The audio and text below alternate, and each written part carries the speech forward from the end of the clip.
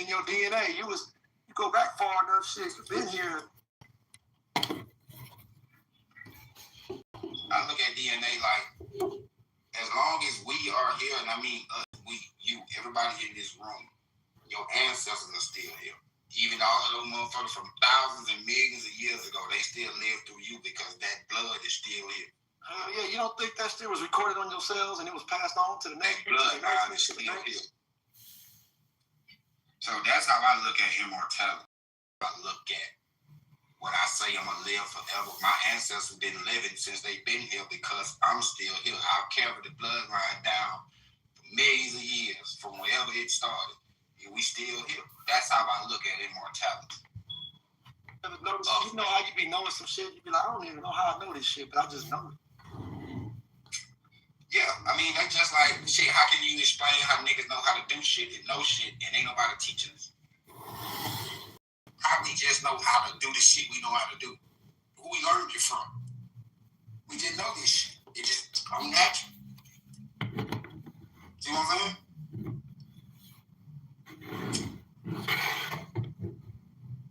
Like I always mention, right? Like science. I'm gonna go in a different direction. Like science, right? Science come from the question of white people not knowing the shit that we already naturally understand. And people like to use science and shit, right? But again, science is the questioning of things that these crackers in the system and the establishment don't understand that we already naturally need. Exactly. They got the scientific methods. That's right. They put hypotheses out there, trying to prove it. Because they're trying to ask questions about the things that we already knew and could manipulate all of the elements on the periodic table before they made a periodic table. Right? We was already dealing in alchemy, and our women were the high priestess of alchemy and alchemists. And this is who we learned it from. We are not scientists. We never were scientists. We were alchemists and priestess. They were the ones that turned what we naturally know how to do into their science because they're trying to figure out, recreate, see what I'm saying? Redirect, right? The shit that we already understand and know. And check this out. They made to make it to relabel the shit like it's brand new. You see what I'm saying? Right. They come with the new titles and the new, like, man, this stuff been here forever. No, but okay, go ahead. I know you gotta put your name on it. No problem. But we used to call it something.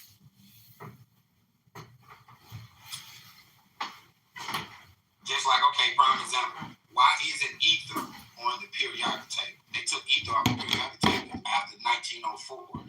They took ether out of being one of the main elements like fire, water, earth, air, or ether, or the four elements. Ether was the fifth element that they took off. Because the ether is what is the unseen force or the unseen energy that powers up everything. Exactly. Go ahead. Think about how the Greeks started relabeling shit. You know what I'm saying? I'm sorry, Sweet. Real quick, I just want, this is in progress, and it's kind of important. I want y'all to hear this. The exposure report. This is Dr. Wesley speaking. It's live. This is live. Yeah. It's live, right? Yes. Okay, go ahead and play it. All right.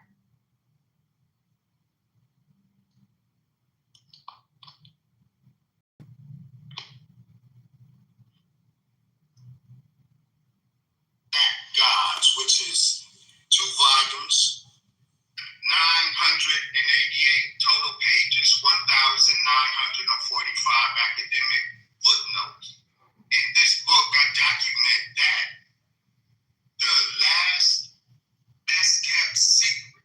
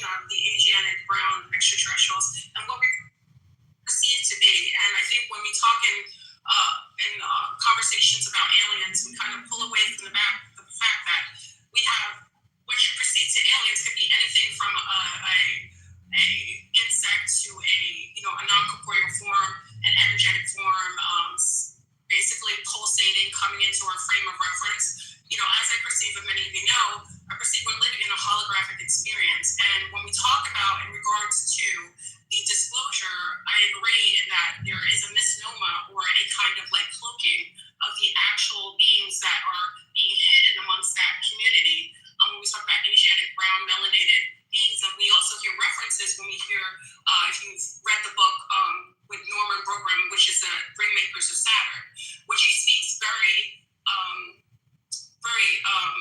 profoundly about very tall melanated beings that our government has known, and they actually had pictures that he was referencing when talking about these beings that were already in works with the government at the time.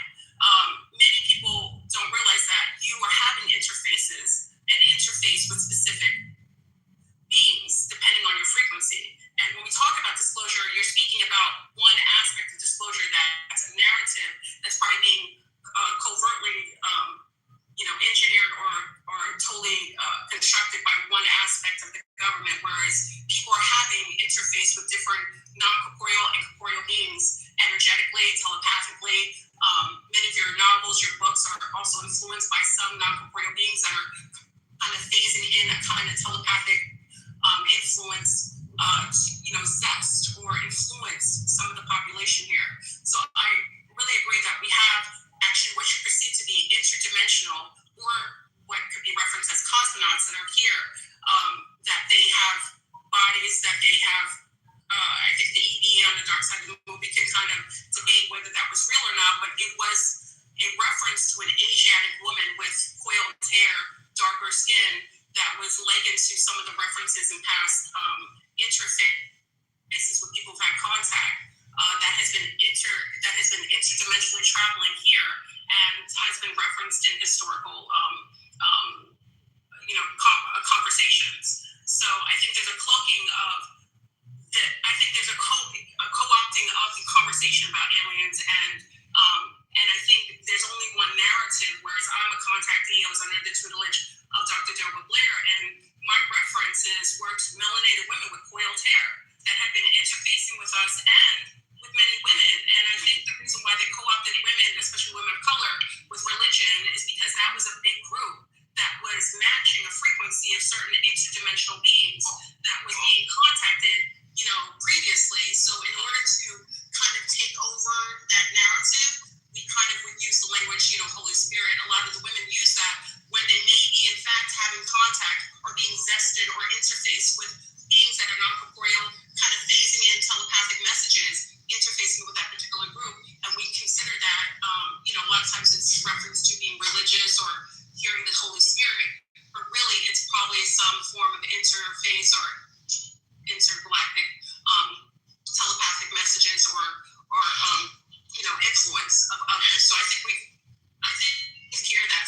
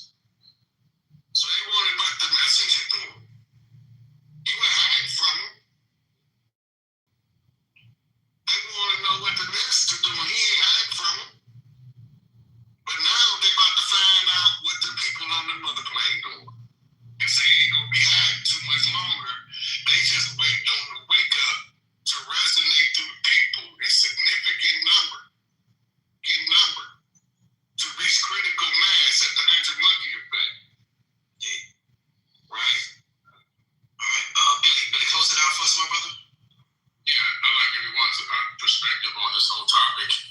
And there's one thing that we're all right about, and I tend to think that we're seeing so many different possibilities happening at once in terms of where some of these beings come from, where some of them hail from, interdimensional, multidimensional, under the ocean, ancient black people that are here. One of the things I've been quoted as saying in many podcasts over the years is that one of the biggest secrets that they don't want people to know is that in some of these UFOs, there are black people flying them. And the goddess so eloquently brought up, Norman Bergman. I think I might have been one of the first people years ago to post about, not the first, but one of the, back in like 2012, I believe, posted him online where, in an interview that he was having, talking about black people stepping off of the UFO across the crater from where Apollo 11 was and looking and observing the actual moon landing. And that was just one of the things. Of course, you brought the rings of Saturn. Very expensive book. You can get your hands on it. It probably costs about $2,000 now. It was written by Norman Bergman. Now, his resume is down the street and around the corner. We're talking about a guy that's one of the original founder of NACA, one of the top aerospace scientists at the time in the world, had access to everything and had access to top secret clearance. So when this guy speaks, you have to listen to what he's saying. But when you go back into ancient texts and you start looking at some of these texts, start discovering something really interesting. That they depict a lot of these beings to be Caucasian in nature with British accents on a lot of these movies and so forth, these sci-fi movies. A lot of them are actually, the name itself is a secret and a code and a key to tell you who they were and what color they were. For example, Krishna. Krishna means the dark one, and that's in the Mahabharata and the Ramayana. So now we're talking about Indian texts representing black skin people. The Rama is also a dark man, and the reason why they're significant, goes back over 2,500 years, and according to the text, they had access to the sky ships, the flying cities that they would fly in. Now, when you see a flying city, if a person has a limited knowledge of words, right? Limited knowledge of words that in a modern term, modern idiom, they might utilize that understanding or that phrasing to describe what we would call today a UFO or a UAP. They saw something so massive flying in the sky that they call it a flying city. They even went so far as to say that these flying cities went to war against each other in the sky above them. And so we have the Rig Veda, and in the Rig Veda we have some of these people as well. These are the dark-skinned ones. They call them the charred-faced people. And it was the Battle of the 10 Kings, which took place in where? It took place above the Earth's atmosphere, or in space, or in the sky. So we have these battles again. These battles, which later became the battles that we know as the battles in heaven, and the biblical text and other texts kind of parallel that information.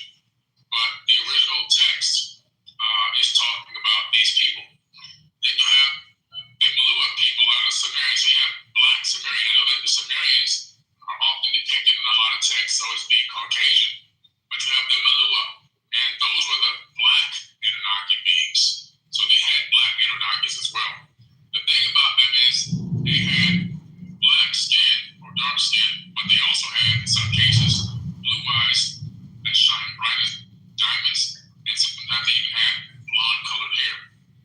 If you look at the people of Melanesia, you'll see people darker than me with blue eyes like ice and blonde hair, just like any person walking down, a white woman or a white man walking down the street with blonde hair and blue eyes.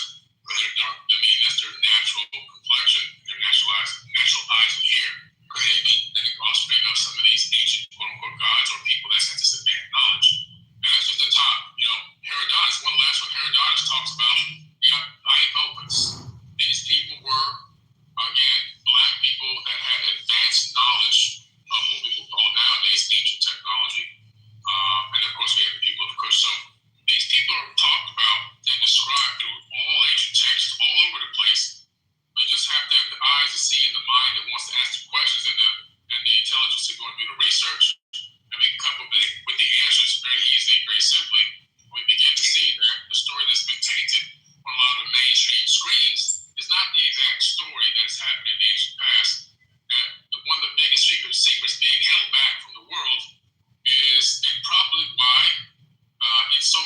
cases, if you look at, and I'll wrap it up with this, if you look at the man of color, just in America alone, forget the world, just in America alone, we've had to go through so many hoops and hurdles, redlining, discrimination, slavery, unfair political and judicial systems, and we didn't even get, if we were in the Army and military, we didn't even get our retirement fund until after some time. It was only allowed for white people. So we went through all these things, but yet we still have battled through and succeeded past all those hurdles. Why is that? How come we're still here? How come we're still in a state where most of us have begun to really thrive now as we begin to remember who we truly are? We have this in us. We have that DNA in us. And imagine if there was an even playing field the whole way across. Imagine if it was never, and they know that this is why they have to keep it a secret. Because in anything that we get involved in, we excel at a very high level, at an elite level. The majority, probably 70% of the inventions that exist in the world were made by black people. The mind of a black man is something very, very special, innovative, futuristic thinking.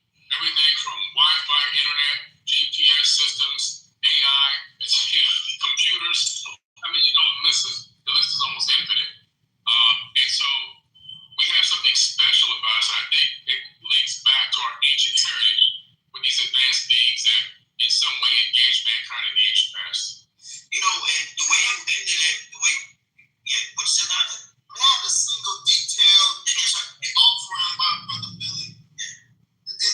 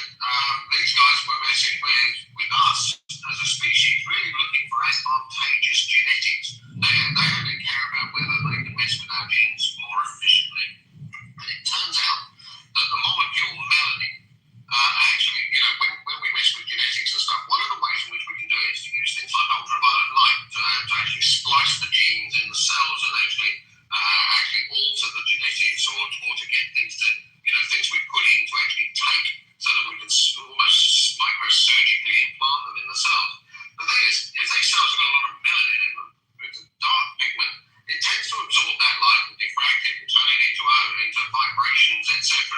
And then the light just doesn't get where it's really supposed to go. And phosphor is deliberately put in there. Right? There is a special, do you want to explain special about melanin and how it protects the cell, the DNA inside the cell? It's very important. Part of the reason you can't do these experiments, where there's a lot of melanin around, the melanin actually in a lot of people, in black people, it's actually spread out through the skin. It spreads out through the cells and covers everything from the actions of the ultraviolet light. In people with higher melanin, natural high melanin, that it's far more likely that melanin will be coating the nucleus, the cell wall of the nucleus of DNA. And the point about that is that ultraviolet light, which is almost to splice DNA, is blocked by that melanin. It doesn't allow it in to interfere with the DNA. And it could well be, and this is Nigel's thesis, that this was a blocker for them, when they're to genetically alter the species. And therefore, when maybe just out of random mutation, something like an... Oh, okay, hold up. So, hold up now. I got so much to say about that. Hold up, I gotta say, hold up now. We got some researchers. Brilliant Caucasian male and female right there. The ultraviolet light is used to splice genes, DNA, and cells. If the cell is heavily coated with melanin, the melanin blocks it, absorbs it, and turns it to other shit like vibration and that. So they win. So this is very interesting because we hear a lot about the Anunnaki. We got the Anunnaki team over here, Billy, Rod, Phil, LeBron. We Dr. Wesley got books on the Anunnaki. We hear about the Anunnaki and gene splice. Now, how are they able to gene splice and do all these things? If individuals who are dominant with melanin, their nucleus is coated with melanin, it's going to block it. The ultraviolet light, which is used to splice the genes, the DNA, the cells. I'm gonna love this because there's so many schools of thoughts here. Tell me what you think. We're gonna start with LeBron. Tell me what you think about this video. We got Zachariah Stitcher. We got Most Honorable Elijah Muhammad. We got the animal. We got so many things that deals with gene splicing and experimentation. LeBron, please start off for us. Mike, please. Well, my thing is gene manipulation. When we talk about gene manipulation, and we've spoken about this before, is that whenever you have a cell that's encapsulated with melanin, a high content of melanin. So, someone wanted to speak. Anybody wanted to share in on what they're hearing so far, or do you guys want to go ahead and continue listening to this conversation? Nobody wants to speak. Continue. Right, so Bill, if you can hear me, go ahead and continue to talk. All righty. Into what we consider to be cloning. We had contacting, and as it related to those who had high content of melanin that was encapsulating the cells. And in the contacted community or the abducted community, this conversation has always been what melanated people are having levels of contact that tend to be a little more pleasant, less hostile, and others, I call them lunars or white people, are having sometimes forms of abuses or forms of like having memories of being abduction scenarios. You don't hear this as much anymore. I've seen the lexicon change over the years, but part of this conversation about hybridization, replication, cloning has to do with the fact that I think that many of those who were the original beings, the original melanated beings that had a protected on them, it was harder for anyone to accept them, and in order to have some form of testing or manipulation,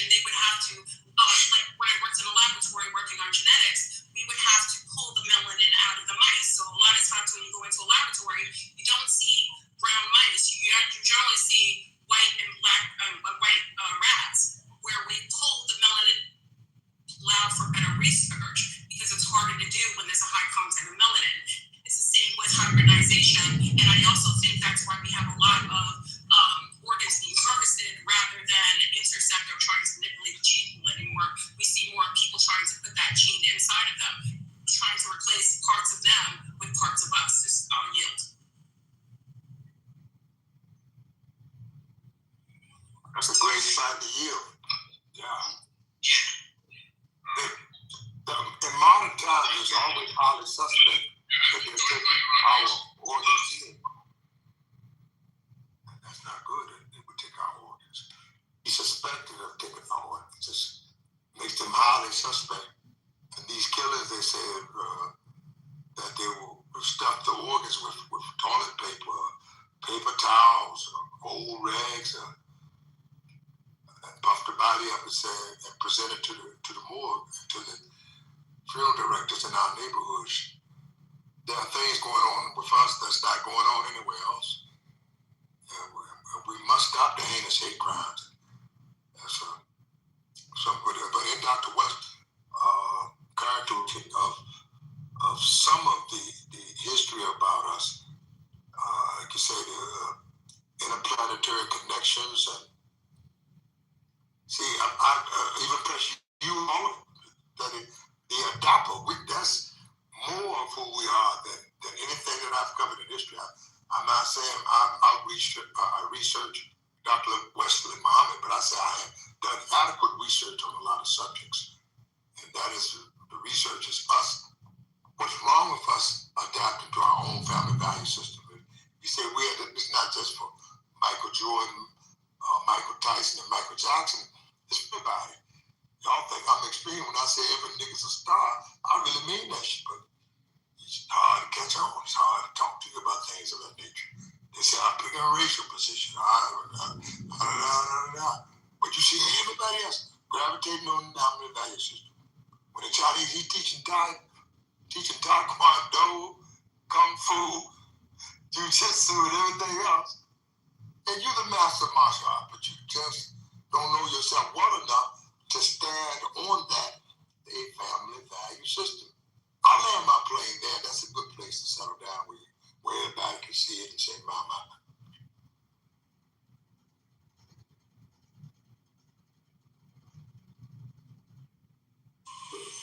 Melanin in its raw form, it transmute radioactive light into an energy source. Melanin by itself is what you call auto-sentient.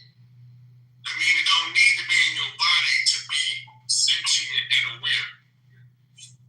Melanin is a chemical that would be more useful for space travel in the skin than any other chemical in the skin because of how it interacts with the radioactive energies that we are told are all through outer space.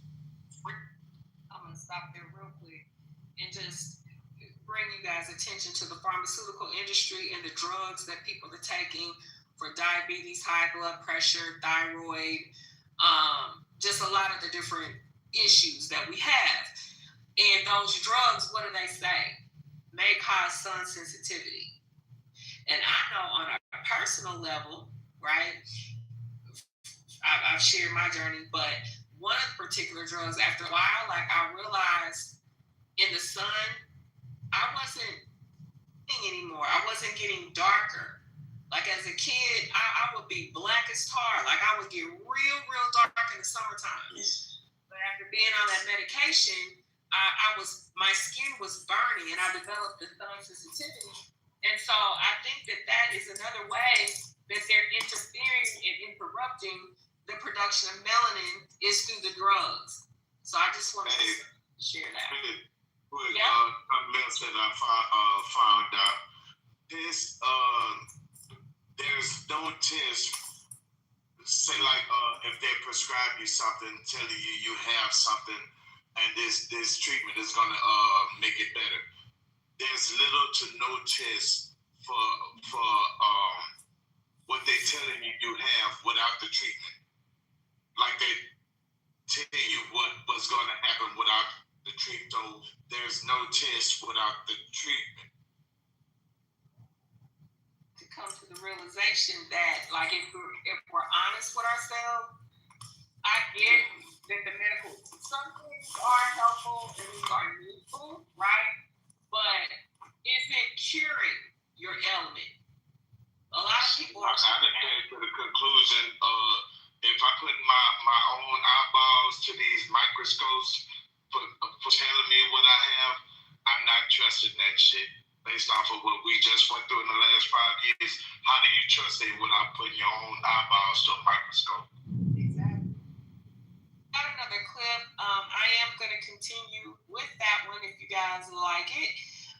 But I just got another.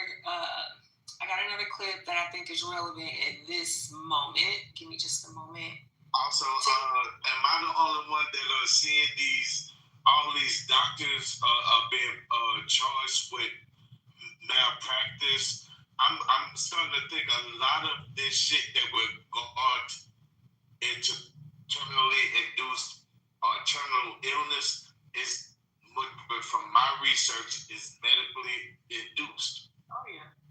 Right. My attorney now getting a few cases, but on the string, on the tail end of your comment, damage rotated a couple on the right side, and then sure enough they prescribed some. So now I'm a guy, non-med kind of guy, non-pharmaceutical kind of guy, but that pain was intense enough to sit there long enough to listen to that doctor long enough, and he said he had something for my pain. And all I could think about relief. And I took it. And but it made me real drowsy. Did he give you secret medication? He gave you pain medication? Okay, now this right there, I told him it was too strong. It was too drowsy. So he went to the naturopath. From there, he hit me with the farm out off the breakaway, right?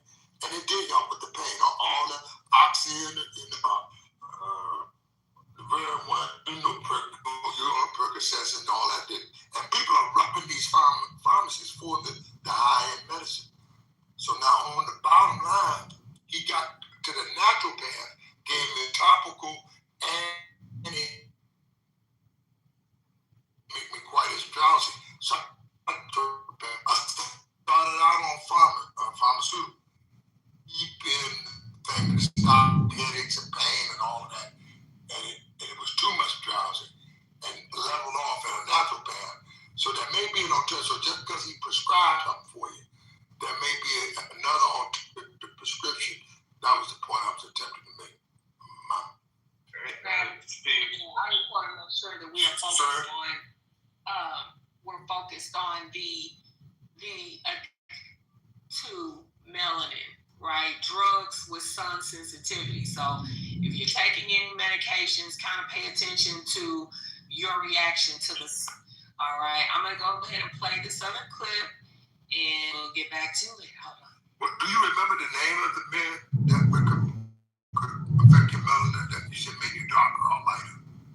So July 21st, 2015, a private first drug I took was called Lodine, and that's the one that caused kidney failure. And then the other one was Celebrex, and that caused pulmonary edema. And then I was taking hydrochloroquine, and I had to get my eyes checked every 3 months because it throws a residue behind the retina of your eye, and it could cause blindness. But it was either Lodine.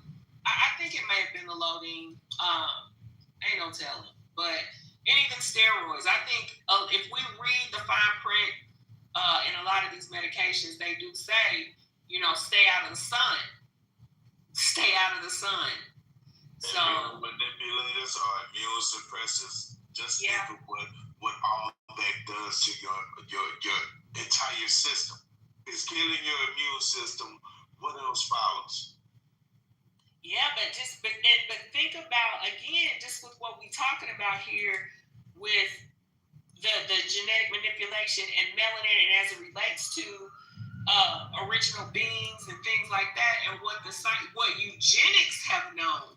They've been knowing about. They've been knowing who was driving the UAP. They know. So eugenics is survival of the fittest. So that's a route to take to decrease, pretty much go after the people that they really want to go after covertly. You have high blood pressure, but if you're not reading my content, people really might not have high blood pressure. Right. By whose metrics, right? Exactly. There you go. Now you gotta look at every metric there is out there. If they tell you your white blood cell levels are too high, your white blood cell levels are healing you. So why are you trying to decrease them? And I like to say it, if you look at natural, that a lot of these medicines are now synthetic, but started out from these natural herbs. Mother Nature has a cure for everything. And a lot of things that we are taking synthetically, there are natural herbs that will absolutely do the work of this medication, as well as ensure that we don't have any of those side effects. So just start looking, what are the natural herb equivalents to all the things that they're trying to feed us? The only thing that I don't really touch are folks who have a blood giant, the elderly and those who have centers.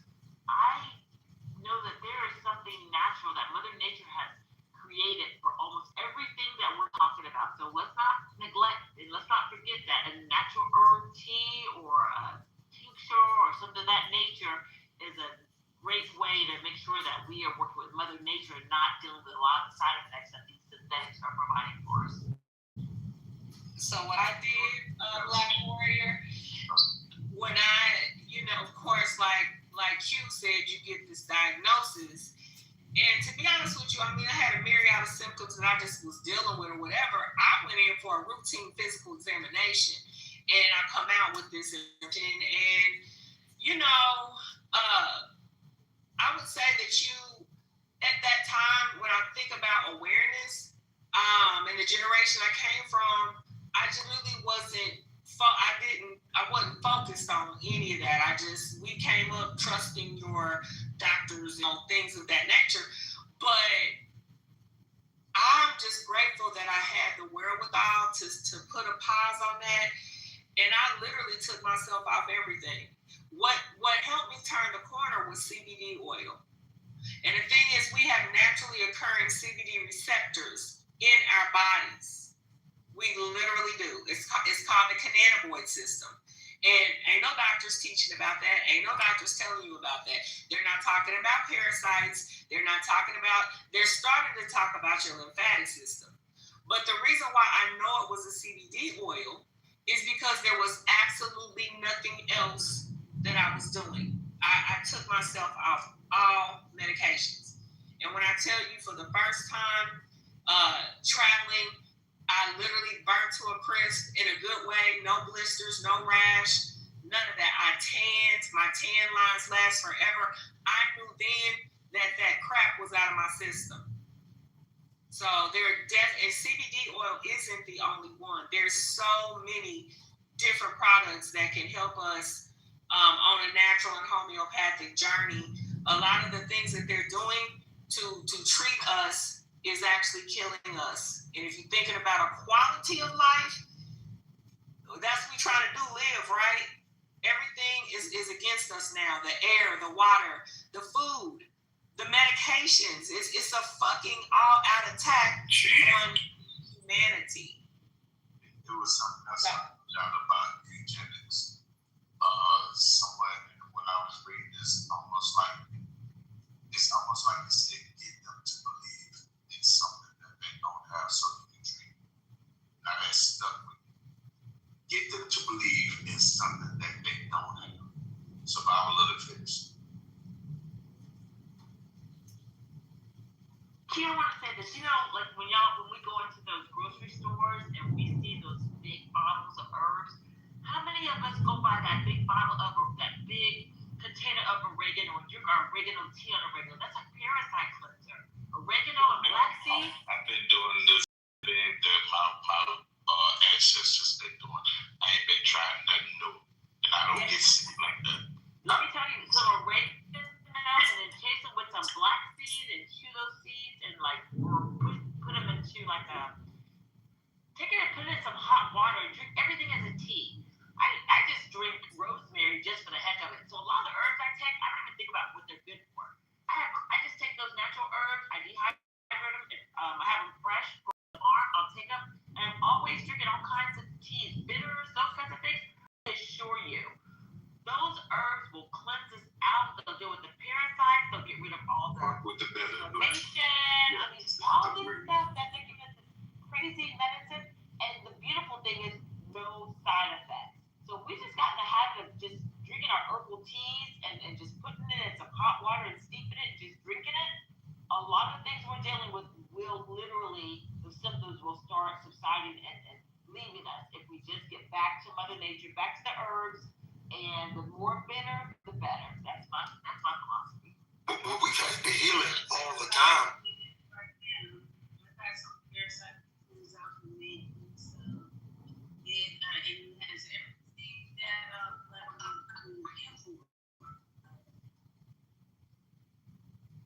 All right.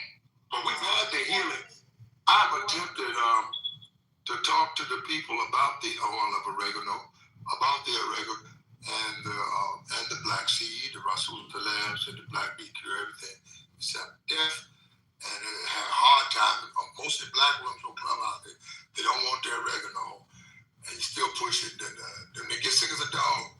Then they finally you have to force them to take the oregano and the honey and the black seed, etc. And you can, and what you've been doing all the time, you can take the oregano into your soup, your salad, your tea. You got your meal is in place, but it just is something that we don't want to use the natural remedy that's already in your medicine cabinet, already in your food storage already. Oh my. Hospital used to be in the kitchen pantry and the kitchen cabinet. At the time, we had that mindset like everything need medical industry attention. We at home. You have those queen of food. When you have green snot, that's because your immune system is doing exactly what it's supposed to be doing. It takes a little bit longer for you to naturally and relieve yourself of the toxins and bacteria and fungus and stuff that you come in contact with. But antibiotics up that process, but it's weakening your immune system and making you susceptible to other things. And it actually is some of those things to mutate. So It's in the name, It's in the name. Antibiotics. Yeah, you get that don't need to be in your body, but it gets you some mullein. Mullein will relieve within minutes. Literally, you get you a mullein tea. That mullein leaf will expel all the excess mucus out of our system. I didn't even realize what it was doing. I had sort of this cold. I don't get sick. I just don't really get sick. Colds and those kind of now and then, with the pollens and things like that. I'll get some extra mucus. I dropped me some mullein into a tea. Within about 20-30 minutes, I started to feel at ease, and it just expelled it out of our system. So I'm telling you, there's stuff for us all the time that's good for our system. It's funny that people are dying on the line when they a lot of times have what they need growing right around us. We need to really start looking at Mother Nature and say, what is growing around me? Dandelion root and growing things like these, and it's now coming into springtime. So many different herbs are coming up that are good for us that we need right now. And so, knowing what's growing up around us seasonally and taking that is what is going to be our healing. We are people who are tied to the land. Things we need to do. We need to make sure we're grounded with our shoes off and putting our feet in the ground or in the soil and on the grass. And the other thing is taking use of the herbs and things that are around us. Those herbs are not just coming up for no reason. They're coming up because they're for our healing. And we need to connect with Mother Nature, because I assure you, Mother Nature is going to take care of us. And Hey, Florence, go ahead. After you. Are you good? Oh, I appreciate it. It's two things we spoke about that I too can bear witness, and that is I had some nerve damage, sciatic nerve damage at that, and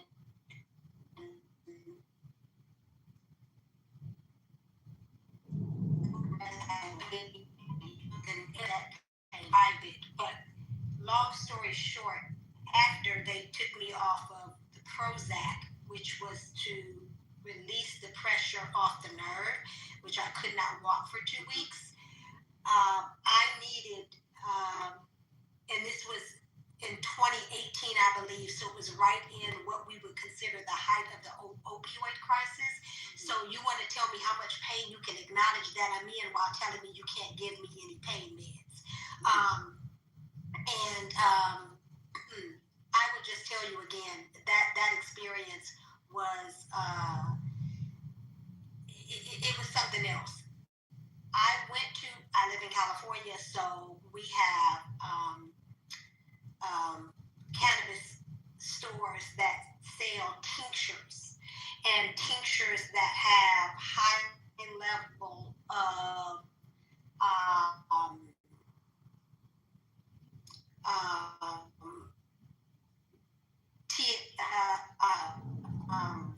not the THC, but the other one, CBD. CBD, that's a very low level of THC because the THC happens.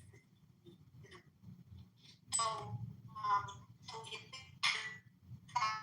right, maybe high, but it doesn't, it relaxes you and the tongue. And it, because anything else is topical, right? You can't rub a cream on you and get relief from anything that is neurologically based, right? And anything dealing with a nerve ending is neurological. So I found that to be incredibly helpful. And it actually took me through the hardest part to whereas I could then become mobile and then I never looked back. I never had any type of damage again. And what I will say is movement is medicine.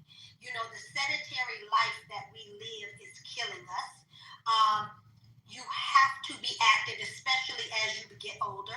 I find the more active that I am, the less aches and pains that I have. That's just my own testimony. Some people think going to the gym, getting 30 minutes in a day, that you're active, and I would challenge that. But listen, the second thing that you said, most recently, I went to Turks for New Year's. I don't know why, out of the blue, I was sick as a dog. And I think it was because I got like some type of germ from the grands, because they had horrific coughs around Christmas time, and I was around them, right? So when I was in Turks, they gave me some kind of cough medicine that ended up helping. But my aunt told me just what you said, and she gave me a homeopathic, and it's in my PTR, and that's mullein. And I don't know if that's how you pronounce it or not, but I got it from the health food store, and it's a cough syrup, but it's a homeopathic cough syrup, right? It's not like your NyQuils and those. And let me tell you, the reason that made me want to speak is just how effective that is for getting rid of mucus.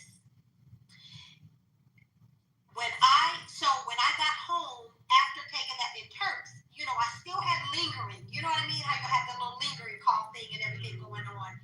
That mullein, and they have some tincture as well in that same in the mullein, but I got the cough syrup, cleared it straight up, gone in a couple of days.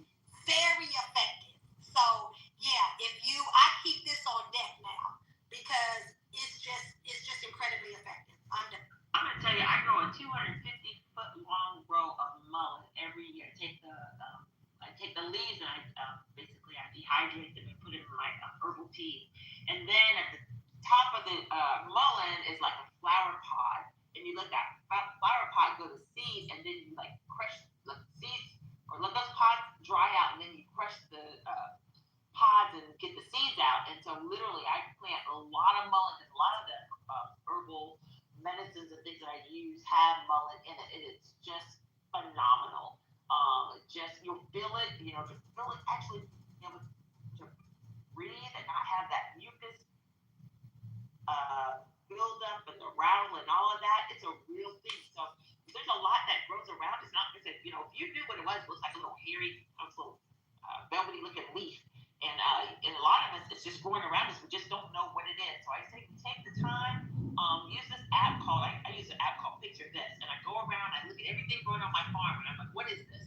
And 9 times out of 10, it's something that is an indigenous ancestral herb. And I just take them, I dehydrate them. I have what's called apothecary. So I use these mylar bags, and I sort of take all the air out, or either I'll put them into a glass jar or whatever. And I'm always collecting these herbs because it turns out, and many of you may or may not know about something called muscadine. Muscadine is an American grape grown in the southeast of the United States of America. It's only grown in America. That muscadine is a cancer-fighting grape. And so, you know, if you've heard of muscadine wine? Well, I started making sorbet, wine, induction. I put it in and using the freeze dry, put it into teas. So I'm saying a lot of things that we're just overlooking. All of that is what Mother Nature put here for us. So if you know someone who is growing naturally agro-certified organic, so all my stuff has no chemical, no pesticides, and many folks are out here doing that, get to know your holistic growers of herbs and fruits, and I assure you, we're going to be healed. We're going to be in a better place, especially our elderly, because I know the elderly around me. If I take up the bag, you know, that Ziploc bag that has a gallon, it has tons and tons of medication. A lot of that stuff is killing our people, and we just really need to be mindful and say, what is Mother Nature trying to tell us? What's around us that's growing that we need to tap into? Because I assure you, it's not meant to make millions of dollars off of like the pharmaceuticals. It's put here for us to have access to so that we can stay healthy and be the people that God called us to be. It just as you was fitting to say, the heal and the heal thyself is the key to that sentence. Like you can take that same what you had, some dandelions or add daffodil, add your shea butter, make you a little paste, use it as a topical, and I assure you you'll know the difference. Because I had a hematoma on my left leg. I damaged on a piece of steel contacted my kneecap, and it swelled up like two kneecaps on the side of my left leg. And I went to several doctors. I had nothing. Went to Mother Melody right here off of Clubhouse and got the daffodil with the paste and you throw some herbs in there, some penetrators. Like that's what peppermint's there for. Peppermint is a penetrator. You can put that in most of the stuff that we mentioned, and add your little another penetrator, your cayenne or whatever is necessary with your garlic, etc., and put that together, paste it with some honey. All those herbs, keep them handy, and you can drop any one a combination of in your tea, soup, salad. You're done. You heal it thyself, and you haven't even left your home. But I don't know. We pretty hard to work with, but if you work with yourself, it's not just for Queen of Four anymore, but she tells you how to heal yourself. But no, but she just wants you to heal yourself and land your plane saying bye. And Pastor, keep that comfrey around you. That comfrey is the bone healer. So you put that topically on your skin, and it'll loosen. If you have a fracture or a bone injury, whatever folks around here, you know, I'm in the deep woods down the south. And these folks don't believe in no doctors. So man, they'll take wrap their arm with that comfrey leaf or whatever and heal themselves. So I'm not neglecting to say don't, you know, take care of yourself, but I'm saying there are a lot of natural things that we really need to tap into instead of these synthetics. What they did was they took what Mother Nature gave us, basically use science to take all of the properties out so they don't need the plants anymore because everything's grown synthetically. But what happens is while it might do something to help you, there are other things about the properties that are going to make it even sicker. You know how when you go and you hear these commercials and they say, oh yeah, this is going to heal this. They're going to be things, including death, sickness, blindness, whatever, which are the side effects. And because Mother Nature doesn't give you side effects. It gives you concentrated focus, what you need, especially when it comes to that hemp. That hemp and those cannabinoids, those CBG, CB, all those different cannabinoids in this cannabis. That's why they want it to be legal, because it is for the healing. Just a reminder, we are going into spring equinox, and a lot of flowers will be budding. Just make sure that if you do have allergies, a lot of the stuff that people are talking about on the stage are helpful for your allergies. Me and my family suffer from allergies, and we use a lot of mullein leaf. We use the teas, we use the tinctures, we use the drops. I get a lot of it in overabundance because I do have my grandchildren, the little ones. So my children make sure that they have it so that they are good and there's no mucus on their lungs, so that they can stay active and good through the school year as well. So yes, I'm loving this bill. I'm sorry, I just woke up and heard y'all talking my language and I thought I'd jump in. Anyway, continue on. Little better, I still got you in my back channel. And not a Mullen, I know I owe you some, but also local honey producers in your area, because those local honeys are going to help you with those allergies.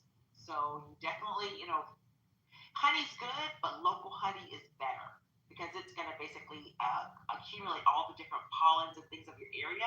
And it's almost like when you take you call those shots, those not vaccine. It's like a vaccine, like it's giving you the antibiotics that you need out. I know it's antibiotics. Yep, so get your local honeys because they're going to be helpful, especially through an allergy season.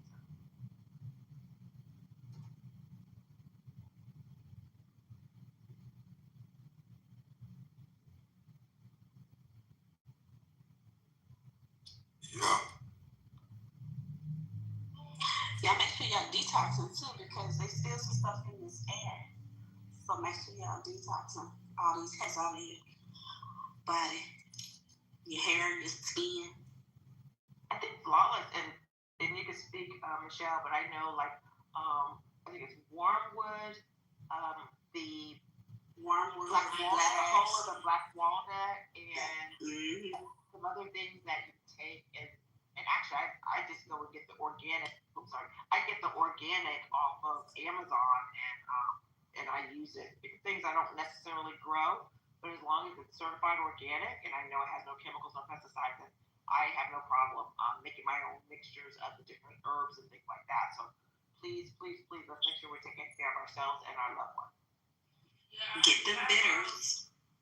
Yeah, I got bottles of bitters already made. I have adult version made with alcohol, or I got the one for the kids too. I did that with glycerin, vegetable glycerin. So and I got wormwood and walnut. It's probably like 8 different herbs in this bitter. Yep. Yeah, be careful with it because you might not make it. Just don't go nowhere. Stay home. Relax. Let it flow. If you go somewhere, you may not make it home. You ain't never lied. That is the absolute truth. You think you're doing one thing and something else be happening. Does anyone know what the 4 tastes are? I'm trying to remember. Like bitter, sour. One more. Bitter, sweet, sour. Salty. What is it? Salty. Is it salty or spicy? Hey, No, that's they call it acrid. It ain't no salty. It's called acrid.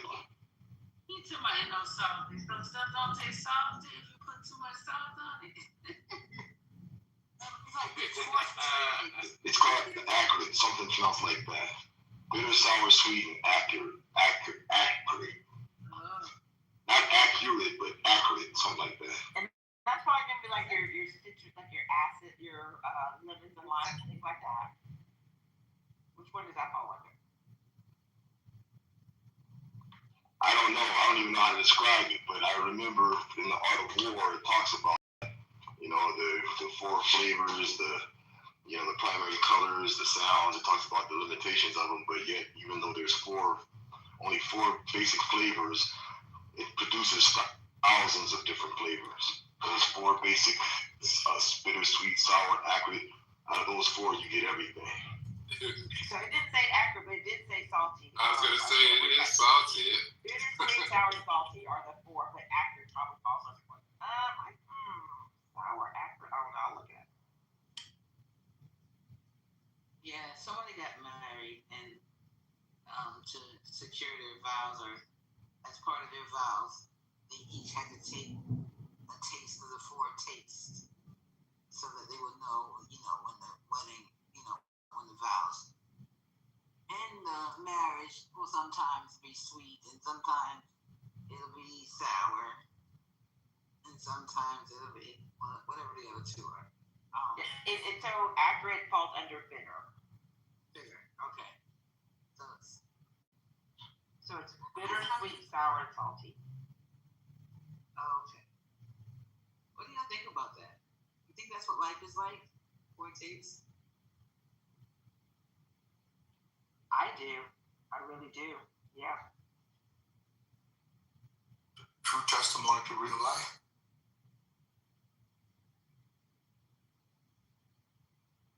Yeah.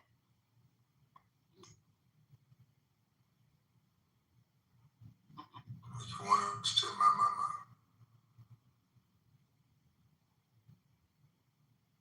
And isn't it amazing how many colors you can get out of the three primary colors, red, yellow, and blue? From those colors, everything else comes. And I don't understand why they don't consider brown a primary color. The earth is brown. Because brown contains all colors, shy of being black. Brown has every color within it. And black obviously has absolutely every color in it. Creates black. Primary colors are colors that you don't necessarily get by mixing other colors, but you get other colors by mixing them.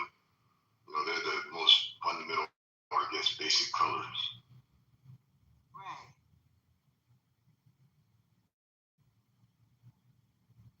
So when you mix everything, you get brown and black, right? Yep. When you mix everything, you get black. Everything goes into black. It is like the absorber of everything. Black is not a color, actually. It's the essence of color. It's where all color comes from. So that's why if you mix it together, you get black, because all color comes out of it.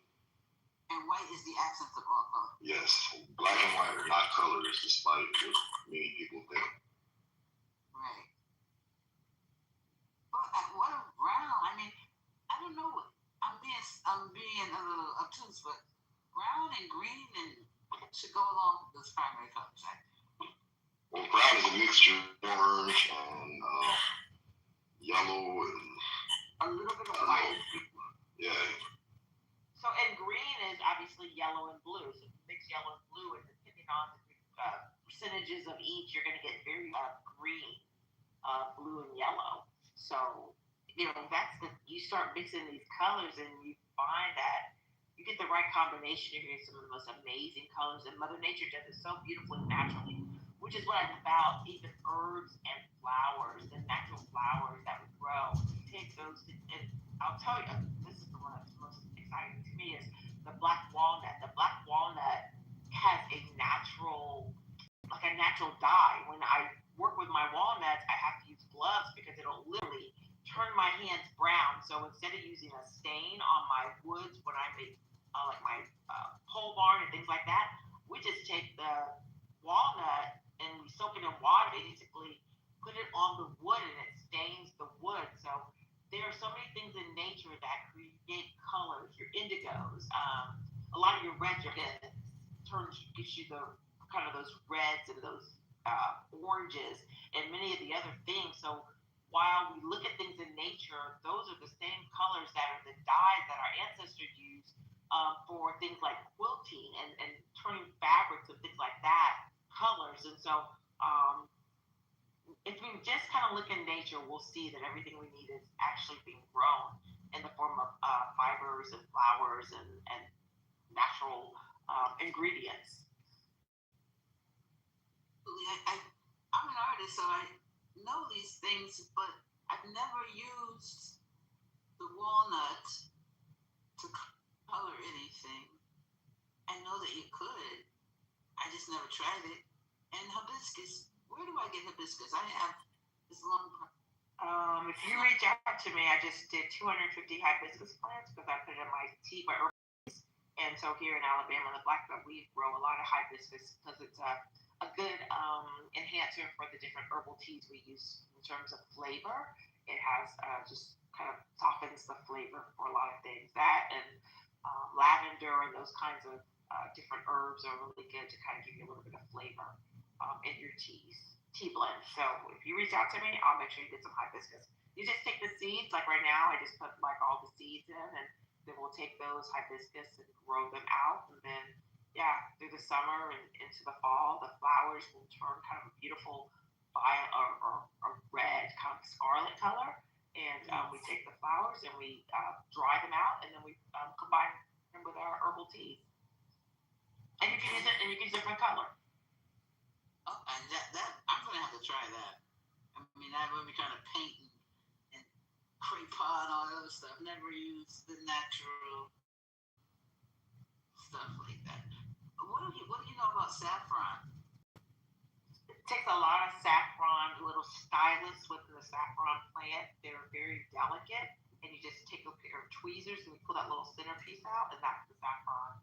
So they're labor intensive and very expensive. And so if you had a saffron field or whatever, it commands a very, very high dollar because it takes a lot of little saffron stylist things to make a saffron.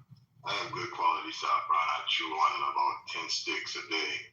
10 little, one of those little sticks every day, for specific reasons. But I wanted to ask you, are you familiar with kombucha?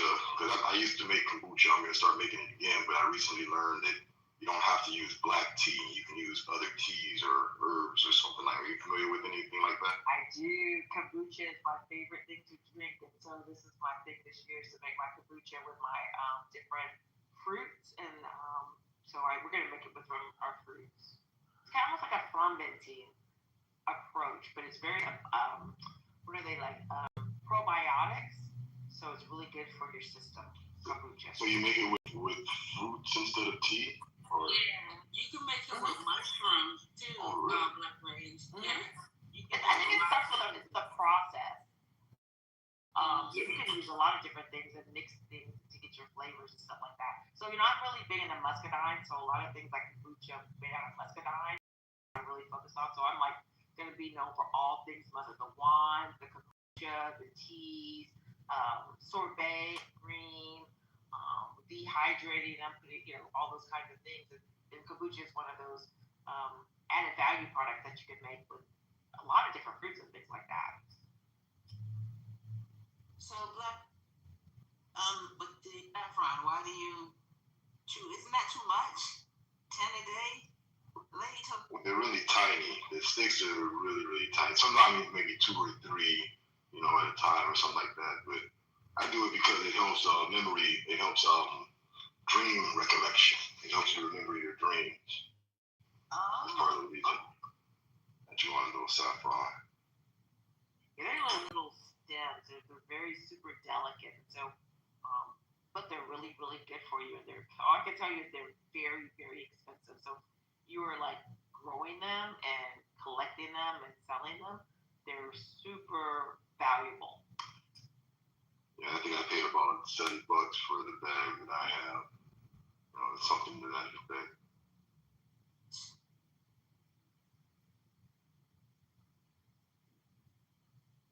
Oh, it's good for memory too? Yopan. It's like a holly. So it's an evergreen, and it is a caffeinated plant. It's one of the only caffeinated plants grown in America, and it's called a yopan bush. And you take the yopan and dehydrate, you put it in the teas. That's really good for memory. I have ADD, and it's good for kind of really calming the mind and staying focused and centered. So drinking a good yopan tea is good for you as well for memory. Lion's mane mushroom. It's good for the neurons and neuromelanin in your brain. And it's a couple of rappers splits. Lion's mane mushroom. You can mix it with some coconut. And ayahuasca and cocaine. I've seen people that were suffering from dementia backtrack, like they don't go into that super dementia by doing a regimen of coconut oil, lion's mane, mushroom. It's a fish oil too, if you want to. I always stay on fish oil. Yeah, that's that omega-3, right? Mm-hmm. Omega. Yeah. It's like a brain food. It has DHA in it. I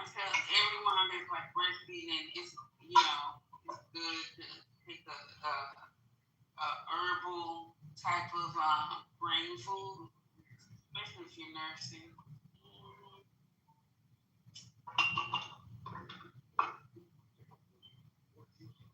What I found interesting is there's so many different herbs and things that come out of nature that do the same thing. Like there are so many things that are good anti-inflammatories and good for your heart. I grow so a lot of things that I have grow automatically on my farm. They were here when I got here, like that elderberry and also goldenrod. Goldenrod is really good for your bladder and your kidneys. So I just started harvesting it in season and collecting it and dehydrating it and then holding on to it, putting it in different teas. So there's a lot of things around us, like I can't stress that enough, that are going to help us, heal us, and keep us. They're actually going to save our lives in a lot of cases as we get off of these synthetic medicines. Girl, I've been doing that with rabbit tobacco. Yeah, I have some seeds, and I said this year I'll try that, and also some natural cotton, because a lot of times that cotton has a lot of chemicals and things on it, but things like rabbit tobacco and cotton and those kinds of things, because a lot of artists use a lot of those herbs as well in their work. This is everywhere. This stuff just grows like dandelions everywhere. Really? You'll probably find it on the side of the road. My grandma used to smoke. My great grandmother used to smoke it. Yeah, that I think it's called wild celery is another one. That has a little bit of a psychedelic effect, but that days on wild celery is good for you too. Well, I was about to say, you can take some acorns and make bread and pancakes from acorns. You were saying that. I haven't looked at those acorns the same since. I was like, I can use these up. Yeah, you gotta make sure they don't have holes in them because those are the worms that be in there. And if they float, they're not no good. So what do you crush them and take the center out or what? I soak them for a couple of days, like you do peanuts, because you got to make you some milk. Yep, and put that thing in the ninja, grind it on up, and make you some flour. Like, man, I see all types of flour. You ever heard of tiger nut flour? Tiger nut? I've never heard of it. I make some good brownies with those.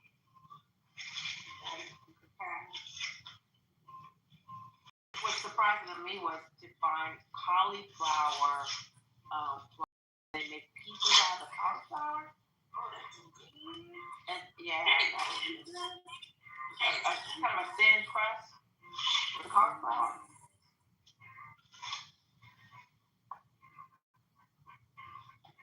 From the stuff.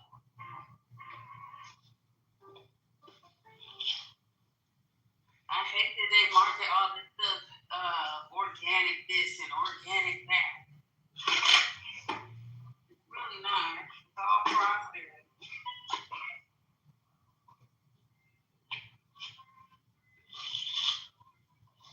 Yeah, they use that. So this is the way I look at it, because I grow commercially. So for me, I'm getting my certification. They're going to come and do my inspection on the second of April, and they're going to come out and see my process and see kind of how we, farm or whatever.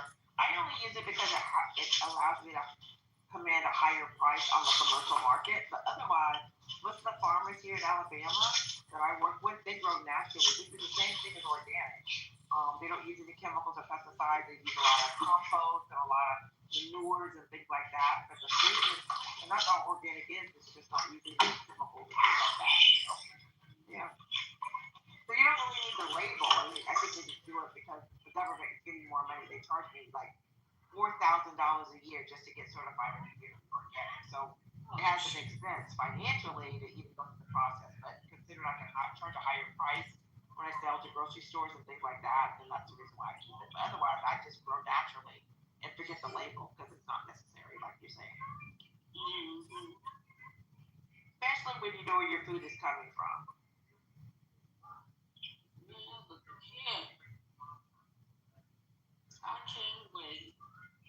some trees I gotta get cut down. Once I get the trees, that's when I get to go.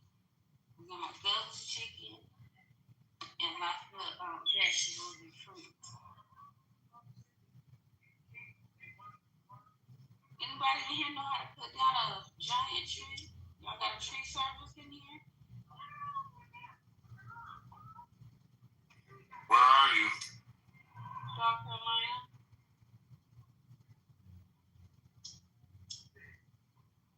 Well, I got 8 trees in my yard. 8 trees. Just make sure they grind down the stumps. They get those stumps out for you. No, you don't do that. Oh, you don't? Why? That's how your turkey tail mushroom grows. Oh, okay. So you're using your tree stumps for your mushrooms. The mushrooms they die out over time, but year after year is the endless supply of turkey tail mushrooms because they grow off of old dead wood. So I don't even let them take the wood. I pile it up in the back of my garden. That's what I was doing. Yeah, but they clear. I got a fire pit in the backyard. Yeah. But other than that, whatever grows the mushroom, I go out there, pick it, clean it, and I use it because it's good for your gut, diabetes, cancers, all types of shit. Yeah, when I cleared off my 2 acres from my cabin, they piled it up on the edge of the property line, and so we grow a lot of different mushrooms and things like that. So yeah, I got you. But I had to grind up my stuff so I could actually farm on the farm and stuff like that. Because there was too many of them around me. I had to make some. Yeah, this one needed for you. Yeah, I needed that stuff. Yeah, that's good for your mushrooms for sure. And that was like 3 years ago, and I still got wood out here, and they grow every year. I get something every year. And it wasn't like that at first. I ended up going in my grandfather's on his land. He got over 100 acres out there in Georgia, and I just go hiking on his land. I be walking around, and then I found this big old piece of turkey tail mushroom. Yeah, it's bigger than my head. That thing was so huge. I brought it home, and I cleaned it. I gave it to my best friend. She had breast cancer, and it did lower her numbers. It did. She didn't die from cancer. She died from a heart attack. I think that was her getting back on the medication, stressed out. Expander popped in her chest, all types of stuff.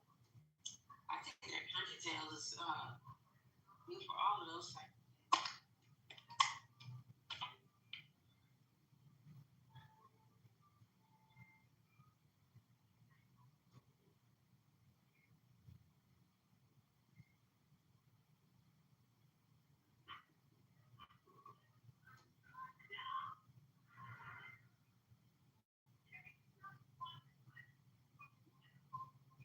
But you probably find some elderberry out there too. If like in the sun lines along any trails or whatever, that's where it usually grows. So keep your eye out for it in the Carolinas.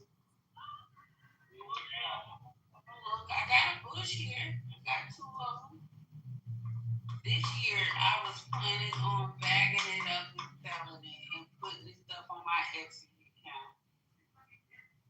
Instead of hoarding it and keeping it all to myself, I'm going to put it on the Etsy account. And if you look down around, like at the bottom, especially this time of year, you'll see a bunch of little elderberry bushes coming up. Just take them and put them in pots, and literally you can sell the little elderberry plants. People love those. You can keep making more, right? Look, today, I'm talking I about just saw them today.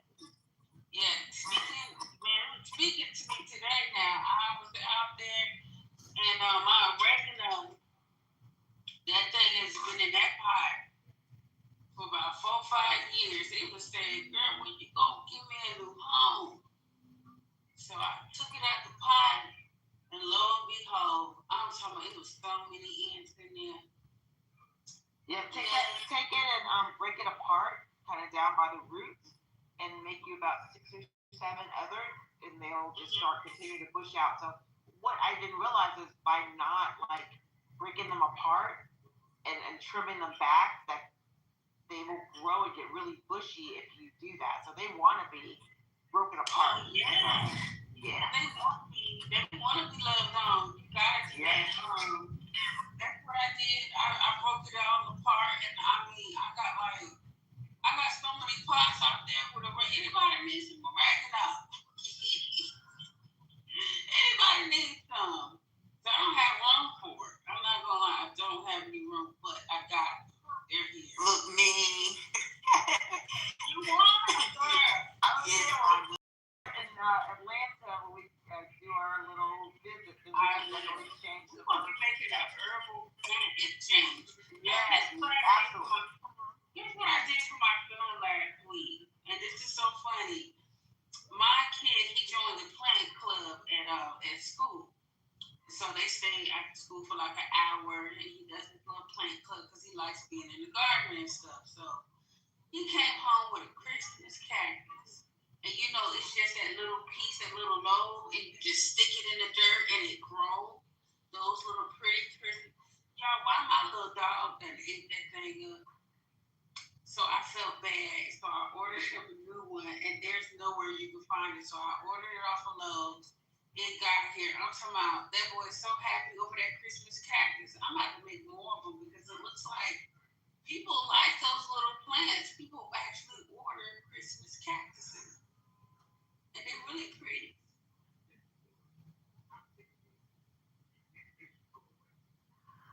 I'm telling you, people don't really know where things come from.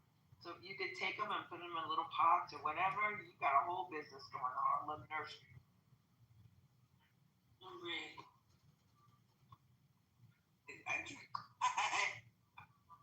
Cucumbers. They started to grow, but the pot was too small. Then I got sick and forgot about them.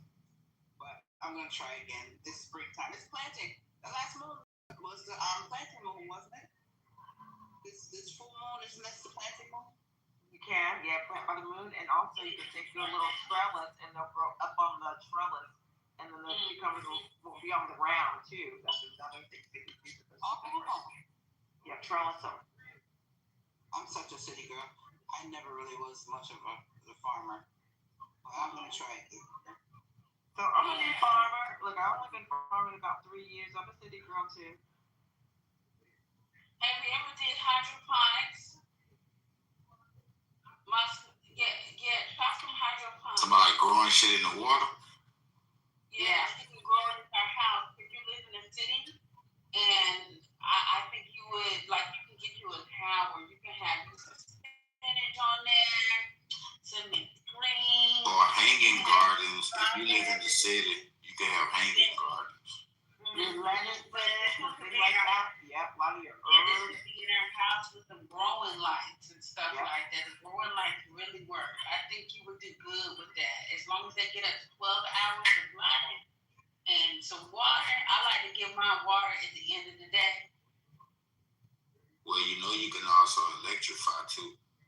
Electrify what? What do you mean? Your crops to make them bigger, make them grow faster. Make them yield. You know, with copper? Yeah, you know, like using the copper rods to marijuana. Yeah, you can do it. You can do. I seen people do it with pumpkin, squash, tomatoes. Yeah, it works. Tell you, hey Red. You can put crystals in the soil too. Oh yeah.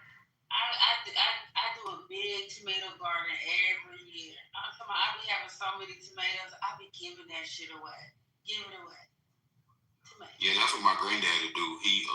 I told you he be growing shit down there on the farm, and he be bringing my mama back, you know, vegetable tomatoes and peppers and, you know, cucumbers and shit. He be going with. He be giving a lot of that shit to the church and them people down there. And we were just, and like I said, I was just having this conversation with him like last week, because now my mama done started having like, you know, my granddaddy getting older, and now we done started eating the third Sunday at his house, having dinner at his house on the third Sunday of the month. So now I'm just starting having these gradual conversations with him about, you know, going down there and him showing me like, you know, everything that he learned that his dad and his granddaddy taught him about the farm and all that shit. So when he ain't here no more, I don't know all that shit. Take your recorder. I tell everybody I have a couple farmers. Every week I sit down with them. They give me all those tips, all those different practices, and I just stick with my recorder, record all this good information. I can't remember it, but I'll be able to catalog it and pass it forward. So just a little tip. That's so important. When my mother was trying to show me how to plant all these things, I just wasn't interested. She had a little 6x6 garden. Yeah, I told my granddaddy, I said, I want to learn this shit, granddaddy. Like, I told him because he was saying he had to go down there and do some more work because his ass just fell out last weekend, had to go to the hospital again. But he was saying he had to go back down there and do some more work and a couple of people's houses in the church. And I could tell him, like, I'll go with him and I'll do the work. You know what I'm saying? Just, show me so he ain't got to be crawling around and doing everything. But I also told him I want him to go to, like, the rest of our land and, just show me everything. Because it's different than when I used to go down there when I was younger and seeing shit and, me understanding now what everything is when I'm older. So that's why I want him to show me everything now. That's non-negotiable. Because what else we got to do if we don't learn it? Right. So at least one of us got to know it, because I'm my granddaddy's oldest, only really grandson. And then my uncle, like, he damn near can't see out of one eye. So shit, it's me. It's going to be a great adventure for you. I'm really proud of you, and I really encourage you because I have 160 acres and it's land I haven't even. Yeah, we got 120. Yeah, we got 125. Well, the family is like 3-something, but between him and his sisters and what they have to split up. Yep, we sure do. And I seen the paper of all the percentages of like what family member owns what percentage of what acre. Yeah. I seen all of that. So yeah, it belongs to the family. What I did was I bought, so I have 57 heirs in my family. I bought the land from my heirs, so I put in my trust. Because when you have, for me, having family in Alabama, people didn't live here and they're scattered around. So to do anything like for business, money off the land, it was almost impossible because you can't get 2 people to agree to anything in my family. My granddaddy had to do that. He had to go track down a relative all the way in California because he was the last male heir of that side of the inheritance that can't nobody else sign the papers but him. Right. So they had to go find him. So have you ever heard about a guy named Aaron Magruder of the what they call the bear the Boondocks? Oh yeah. That's my cousin, and so all the people are my family, and so everybody's doing their own thing, and so in order for me to be able to actually like manage the land, I basically purchased it from everybody. So I had to give everybody their portion of the land, money, and then I put it all into my trust so that I could run businesses off of it. And then, of course, they'll be able to come and visit and all that stuff. But I wanted to make sure that I could manage it with the forest and the wetlands and things like that. Preserve it, just really preserve it. Yeah, because it's just difficult. And here's another thing that was difficult. When you do heirs property, if one of those heirs would go into a contract with somebody, they could come along and force the sale of that land because all it takes is one heir to sell their portion, and it puts the whole thing in jeopardy. So there's some. And that's why my granddaddy said, no matter what we do, don't never motherfucking say it. Yeah, that's what they told us too. And this land's been in my family since 1867. So it's been 160 years. Yeah, we've been had this shit since before slavery, before colonization. Yeah. Before colonization, I think my auntie said we had like close to like 500 and some acres. Yeah. Like now the family over time we got like 3 and some change. That's a lot of land. So it's a lot of land, and yeah, you just when you start walking, you just find all kinds of neat things going on. I have like 3 duck ponds, so we have duck and geese. And we got a lake. Yeah, so we have lakes and stuff like that. So yeah, you're gonna enjoy it. And if you have children, little people, take them out there and get them. And that's what I want to do. that's why I say, like, I want to go out there, experience it, set stuff up, you know, for them to come down there and make a dirt bike trail, mule trail, you know what I mean, build a tree house, get some solar. I think Phil for Michelle talking about solar panels and shit the other day. Like, I got a whole plan and shit I want to do when I go down there. The first thing you need to do with your plan is that you said you've seen all the paperwork. You need to have all the paperwork. Make sure you have it. I got it. I screenshotted some of this shit and put it in my PTR so I can show people, like, when niggas get shit. Don't do that. No. I'm saying just not everything, but, you know, the shit that I put out there to try to prove a point, like, you know how niggas be out here trying to, man, y'all niggas ain't got shit. Y'all niggas come from, I'm not one of them niggas. Let them talk. So, you know. And then, just like she was just saying, I got the paper that shows, like, the whole percentages, the 16th, 8th, and the 17th, 20th of an acre and all of this, of what belonged to who. Like, I got all that. The trust of what it's in my great granddaddy name. I seen all the paperwork. Yeah, it's you know what I'm gonna tell you, there is nothing for me, there is nothing probably more important, more valuable than that paperwork that you're talking about, you know, and then those stories and the history. So a lot of the oral stories that are told, you'll be able to track back through the court documents, go to your county courthouse, and you could track back a lot of that documentation beyond just the deed and those kinds of things. And we were able to validate a lot of the stories with the actual official documentation, even the slavery documents. So look, I just put my family history book in my PTR. This is my family, like my ancestors. This ain't some people I'm attaching myself to, somebody I might be related to. These are the people that's in my family tree. Yeah. This is my family history book that was given. My granddaddy gave my mama this book when we buried my great grandmama in our family cemetery, like early last year, January. I love that. It's so important. It really is important. As a matter of fact, depending on where you live, so I live off the Black Warrior River. Depending on where you live, there's a lot of, you know, you're gonna find so much history. Like for me, like there's a lot. We have the Alabama Museum, African American Museum in Alabama, in Montgomery, and my family's name is listed in all of that because we were the early settlers that came in 1819 when Alabama became a state. My family came over with that, and I'm just saying it to say there's so much that if we're not careful, we'll get buried, and we definitely want to keep that alive and pass it forward and to be able to tell that history and let folks know where they came from and who their people are. That is like gold to have that for future generations.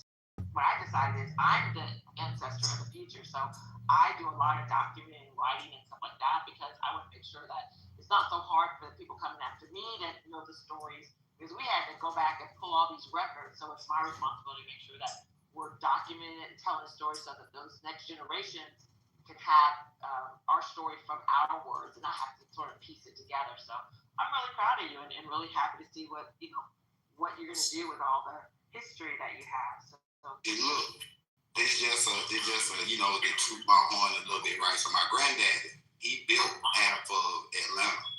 Like, he actually had a hand in the infrastructure of the city. If you look at one of his contracts that he had in the early 70s, it's $1 million contract. I just put it in my PTR. Smith, he was the general contractor on the project. He was an electrician. Turn it down, $1 million contract. Peachtree and all that Peachtree. Yeah, he built my granddaddy did buildings downtown. He did the Market Station, and he did the terminal when they was first building the Atlanta Jackson Hartsfield Airport. He did all of that. Yeah, that is history. That is Atlanta. That's like the core of Atlanta right there. Mm-hmm. He did all of that. So I seen all the pictures, all the paperwork, all the contracts. I took a picture of some of this. Like I said, I got this one of them in my PTR. I got another one for another $500,000 that my granddaddy did. He was a Mason. Okay. He had connections. To Atlanta himself. He was a Mason. He had connections. When y'all niggas be talking about the Black Boule and all these, my granddad was a part of that society. Yeah, my Eastern Star as well. Yeah. His girlfriend, Miss Judy, was an Eastern Star. So yeah. Yep. Grand line that he made. Eastern Star and shit. She don't allow anything. So because he was the one that showed me all his pictures of the lodge and all his Masonic shit. Boule and Mason are different. He was Boule and he was Mason? Yeah, he was one of them uppity niggas. I mean, well, Boule is specific. It's not just an uppity person. You know, the Boule. I was just saying that my granddad wasn't uppity niggas, but I ain't putting him in the Boule. I'm just saying it because I know what type of nigga my granddad is. But nah, Black, I ain't putting him in the Boule. But he is a Mason. He is a Mason. Just make Red. Make sure you go down to those places because we come out of Morrow, Georgia, which is like just south of downtown Atlanta. We come out of Blakely and Millersville. So the thing is, get to those courthouses and get to those records because that's where, well, in Alabama, that's where I found so much. I have to get to Morrow because my family was there, and there are a lot of records in Morrow related to my family as well. So I know if you go to some of those the courthouses, they keep all those records, those big old books of just lots of land records and trust and deeds and things like that. And even before emancipation, a lot of the wills and things like that are there because, like I said, anything that's happened in Alabama, same thing happened in Georgia, same thing happened in the Carolinas. It's the same system, and a lot of that information is housed. Like for us, the University of Alabama, the stories of the slaveholders when they were writing to the family, because this was a prominent family here in Alabama, were writing about my family because we were enslaved, and they were talking about the lifestyle, what was going on among the slaves and on the plantation, that kind of stuff. So there are records that are scattered throughout this country, and you just, it takes a little bit of time, but the point is, when you get on those trails, it almost becomes addictive. I had to just stop because I couldn't live my normal life when I was running around trying to get history, and I think I have enough to be satisfied. We actually did a 500-some page book on Amazon called The Alabama Black Recruiters, and it goes back to 1650, back before, slavery actually. See, when I trace my family back, the family tree starts with the laws. The laws married into the Goosebys and the Hutchinsons, right? That turned into the Smiths. And my granddad is a Smith. But my granddad's grandmama is a Hutchinson. She married a Gooseby. See what I'm saying? But they descend from the laws. And were they always on the land in Georgia, or were they like migrating north? They was always on the land in Georgia. That's what I'm saying. We had, and see, when you read our family history book, right, it's like we encountered white people like the early 1900s. Before then, we hadn't seen no crackers. So you have to remember this. In the whole of Georgia, it wasn't slavery everywhere. Right. It wasn't slavery everywhere. So in some parts of Georgia, in most parts, niggas was free. Niggas was on their land. Yeah. That I didn't find out until I moved to Alabama, that there were like the Choctaw people, many of my friends who are farmers, they have always been on their family land. They actually remember having powwows and those kinds of events going on, and they were never enslaved. They always were on their land. They've always been the landholders. That's something that wasn't taught us in history. So it's just really beautiful to see that everybody wasn't enslaved, and that we talk about that here a lot, but to actually know people who know their family story and have still are on the same land they've been on forever. So yeah, it's beautiful. And that's what I be trying to tell people when they try to generalize history and say that well the reason that all of us is over here because of slavery. No, you have to find out where you fall in that story because everybody's story isn't the same. Yeah, everybody's family history is not the same. Depending on what line you're talking about, because we have a combination, right? We have some of especially in my family, a lot of the women were, they were always, they're native to this land, but then a lot of the men came from somewhere else. From slavery. So when you kind of do that whole DNA blood thing, you got a little bit of everything in you because, by the time you get to me, I got probably almost, 12,000 ancestors that I have to go through. And of course, for me, some of those people were enslaved. Some of those people were from Africa. Some of those people are Native. And believe it or not, a lot of those people are actually Scottish because that is my I was just about to say that. Listen, I found, when I did my genealogy, I didn't find no Africans, but I did find white people. Found some white people that married into the other side of my family, and then on my mama's side, her mama, daddy, Bubba, he was half white. His dad was a white man. His mama was black. But you find any Negroes? You find any Negroes? What you mean? Like on the census where they label Negroes? Yeah, your family. When you have the genealogy. Because my auntie Ann told me that my grandmama mom, which is their grandmama, was an Indian, and her mama was an Indian. And they both worked on Bubba's daddy plantation, but Bubba's daddy married an Indian, which is Bubba's mama, and Bubba married an Indian, which is my grandmama's mama. What was Bubba? Bubba is my great granddaddy. So it's my great grandmama's daddy. His name is Bubba. No, he's white, right? Yeah, he had white. His daddy white and his mama black. Yeah. And Bubba daddy is a full white man, and he married a black woman, which was mom's mom. So that's the thing. It's like these histories are so dynamic. I mean, our first grandfather in America, he came from Scotland. They were actually the Druids. Their last name is Scott. I said, in the white side, like my grandmama's daddy, who I'm talking about, Bubba them, their last names are Scott. Yeah, so we're Magruder. So, and actually, when they came here, they just changed the name from MCG to MAG, and then my great-great-grandfather, when he was emancipated, took MCG back, and that's what the Magruders are in Scotland. And we actually know those people in Scotland because those white Magruders, we connected. But see, ABC, Sullivan Nation, did my family special, so they kind of helped us to kind of pull our family tree back together and connected the white side and the black side. So we kind of know who the white Magruders are and the black Magruders are. We acknowledge each other as people, whatever. But we all came from a common ancestor in 1650 when Alexander Magruder came over because he was a prisoner of war during one of those wars over in Europe, and he was sent here. And when he came here, he then became, because they're out of Prince Charles up in Maryland and Virginia in that area, and he had his own. He was an exporter of tobacco, so that name is very popular for PG County. As a matter of fact, they're Confederate people. So actually, it turns out that they had a school that they renamed because of the white Magruders. They were enslavers or whatever, so they changed the name on that. So there's some real salacious, crazy history in my family name. But it's funny. No matter what we have in our history, it is what it is. And when you start looking, you find things that you don't want to find. Because I have cousins who are really pissed off because they don't want to have no white blood in them. But it is what it is. And if you don't want to know, don't go look, because you can't. When you start looking, you can't determine what that story is.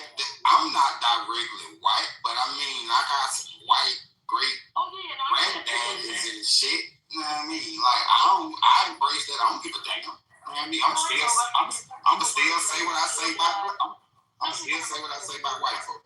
Some people want to say they're pure blood Indian or pure blood this or pure blood that. And it's kind of hard in 2026 to be pure blood anything if you are black and in this country, just because you have so many sides of people, right? So many generations of people who enter relationships or whatever, especially if they came through enslavement or indigenous to the land, that kind of stuff. It's just very mixed up at this stage. But I'm black. I claim it. My family, it was mostly my great-great-grandfather. He was emancipated. Then him and his son started buying up all the land here in Alabama. He was one of the first to, mobilize folks for voting, those kinds of records and things like that. So I absolutely am proud of who we were and enslaved people, and to come through. And for me to own the land, I'm like probably the 7th generation landowner of the same land, and then I'll pass it to my daughter and they'll stay in the family, I take great pride in all of it, and I'm the next generation, so I get to decide what, as an ancestor, what my story is going to be. Because I'm writing my own damn story. I don't want nobody to tell my story. I'm telling my own story, and I'll pass it on to those who are coming after me because I am the next set of ancestors. So we have to think about that. Black, I have a question for you, Willie. When we talk about our admixture, right? I did happen to do my, Ancestry.com or something like that. And I'm just curious, when we talk about, unless we've done our genealogy, and even then, I don't know, how do we know when it indicates a relation to Europe? Why do we equate that with white? Were there no Black Europeans traveling? Yeah. There were, for me, but it's not everybody, and you don't have to, but except I'm just saying this. I actually know the people. I've been traced to know the exact human beings and photos and things like that for me. So I know specifically who Alexander Magruder was and who he is. So I never ever assign anybody else's history to my particular history, and I would hope no one does that. And we don't have a right to tell anybody what their history is because it is so mixed up. It could be any and everything. I mean, when I pulled the DNA test for me, I have 10 different places in Africa that is a part of my genetic, all in throughout Central Africa and West Africa and all over. And so it's like, I just took it as another data point. I didn't feel any way good or bad. Otherwise, it's just another piece of information to go. But, like I said. But see, listen, in my case, it's like these white people that came over here, I don't know if the Scots came from Europe or Scotland or Ireland or wherever. I ain't found out what Bubba them family came from. But see, in my case, it was just white people mixing with the indigenous women of my family. See what I'm saying? It wasn't no, Africans or none of that. It's just, and it's just only in that instance. See what I'm saying? And they were married. They were together. They were in relationships. And this is coming from my aunties and my grandmama and them telling me about their grandmama. See what I'm saying? Which is mom. And they, you get what I'm saying? They great grandmama who they knew. Let me say this. And this is where people are one-sided. I'm just going to give you a point. Because I'm a mathematician, statistician, so I understand binomial equation. For every human being, you have two parents. You might be able to track one. You might be able to track one line, but by the time you get to us, there's so many lines of people who intermarried who you may or may not know, and that kind of gives you a whole array of people that you could be related to. You know who your granddaddy, or you might know one side, but most of us don't know every side and every line. So. Yeah, that's true. And that's the thing. I mean, it has to be on one line that we know, but I'm telling you, I don't know. I just started to do my grandmother. I know my grandfather, but I have two grandmothers, and I have 4 and then 16 and then 100. I mean, you get to thousands of people that have a genealogy that goes back, and by the time you do that, it's almost impossible to say you are just one thing unless you came out of a tribe and you are still a member of a tribe. I am statistically confident to say we are not who we think we are. And unless we can get to those genealogies of all those people, we never really know. And that's where the pain comes when you do go down a line and find out, oh, shit. Now I'm coming up to some Europeans or some people from Europe or wherever. And they can be Black or otherwise. But it does something to you psychologically and mentally to know you're not pure anything. And to be in this country as melanated people, it's almost impossible to be one thing, and that is a fact. Well, I mean, it only takes like a couple generations to actually be pure, right? So, if we have, Can I answer Stephanie's question before you derail what we were talking about? I'm just gonna mute first. Yeah. So, Stephanie, when you do it, I mean, and how do you know? You don't know. especially when you get back into the 1500s. Now, for me personally, some of the people that went before me that did the genealogy, they put the pictures there. But that don't really mean that's who those people are, and that's in my opinion. Now, unless they were somebody that was in history, so like I have some people that fought in that Revolutionary War, so, and they had flags and, they had all of their documentation and information. So it just really depends on how you look at it, because it's not pictures that, the camera didn't come around until one point in time. And at this moment, I don't trust these motherfuckers no more, y'all. I don't trust them to tell us, to let me know I don't trust them to tell us the accurate history of what these people look like. And that's just you see it all the time. Michelangelo did it. And now that I'm doing this new study that I'm doing, I'm seeing that they've done it in so many instances and with important details with people in history.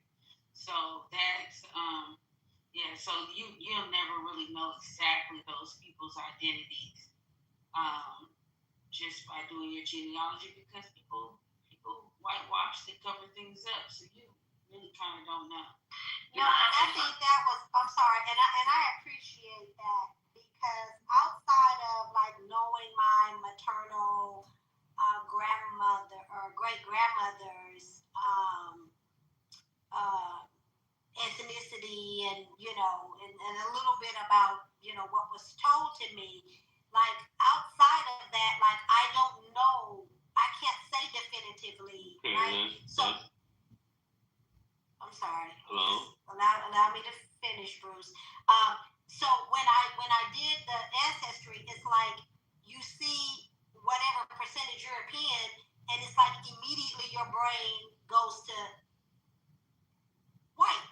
You know what I mean? And I'm just like, so yeah, it just made me pose the question, like, how do you know the percentage of those Europeans? How do you know whether they were white or black? That was it. And that's the thing with that DNA test, they tell you it's for entertainment purposes only. Yeah, I really don't. I'm not sure I believe all that, because I'm really going back to my documentation from my family. Yeah. With those stories, we were able to find the paperwork to support the family stories, and to me, that is the most credible, is the family stories that were passed down, because there is a MCG, spelling a Magruder, and then there's a Magruder, and the Magruders, we all have the same great-great-grandfather. He was a breeder, skin of our 100 children, and when he was emancipated, he brought 6 of those women onto the land that I currently own on their own portion, and they all had families, and the Magruders became white passing, and so they had melded into white society, but we all still all got the same great-great-grandfather who was half black and half, European or whatever, Scottish. So, you don't even know. I have a sister who is my blood sister. We have the same mother and father. I am brown skinned, and she looks pale, and, and you would think we came from 2 separate families. I mean, they were kind of like my puppies. I just had 10 puppies. Every last one of them looks slightly different. So, looks don't tell you the story, but you can go by family history. You know who people are, and those, it's amazing to me, because we kind of segment each other, but we can have the same bloodlines, and yet we all look different, and we, one. I don't know. It's really interesting to me, the psychological game we play in ourselves about where we come from, who we are, and who are our people.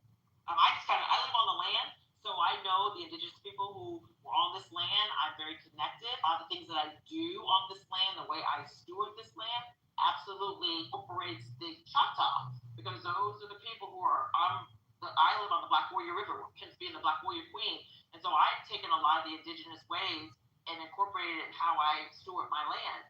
And you can't tell me that I'm not Choctaw, and somewhere down my lineage, because the vibration and the energy that I get off my land says that that's who I am, and I embrace it. It doesn't matter what my DNA says. That's what I relate to, and that's who I am.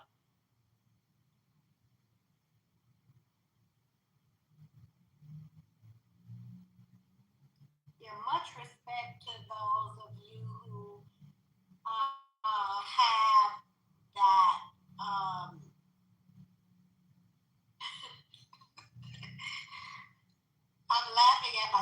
not at anybody else, that have the ability to get that firsthand knowledge. Because when I asked my father, like, I don't know what it is with some boomers, and it just made me think of a story of a friend of mine who's passed away, God bless her soul. I remember having a conversation with her, and she said she didn't even know how old her mother was. That her mother did not tell her when she got ill, and she just, boom, within a week passed away. It's like, oh, mom's sick. Oh, mom's gone. What do you, wait a minute, hold on, what do you mean? And that's not the only story that I've heard like that, right? It's something about, again, the boomers specifically, I can just speak to that generation, that were very secretive. So I bought my dad a book. It was a book on social media I saw, words my dad would say, or something about my dad. They had one for mother.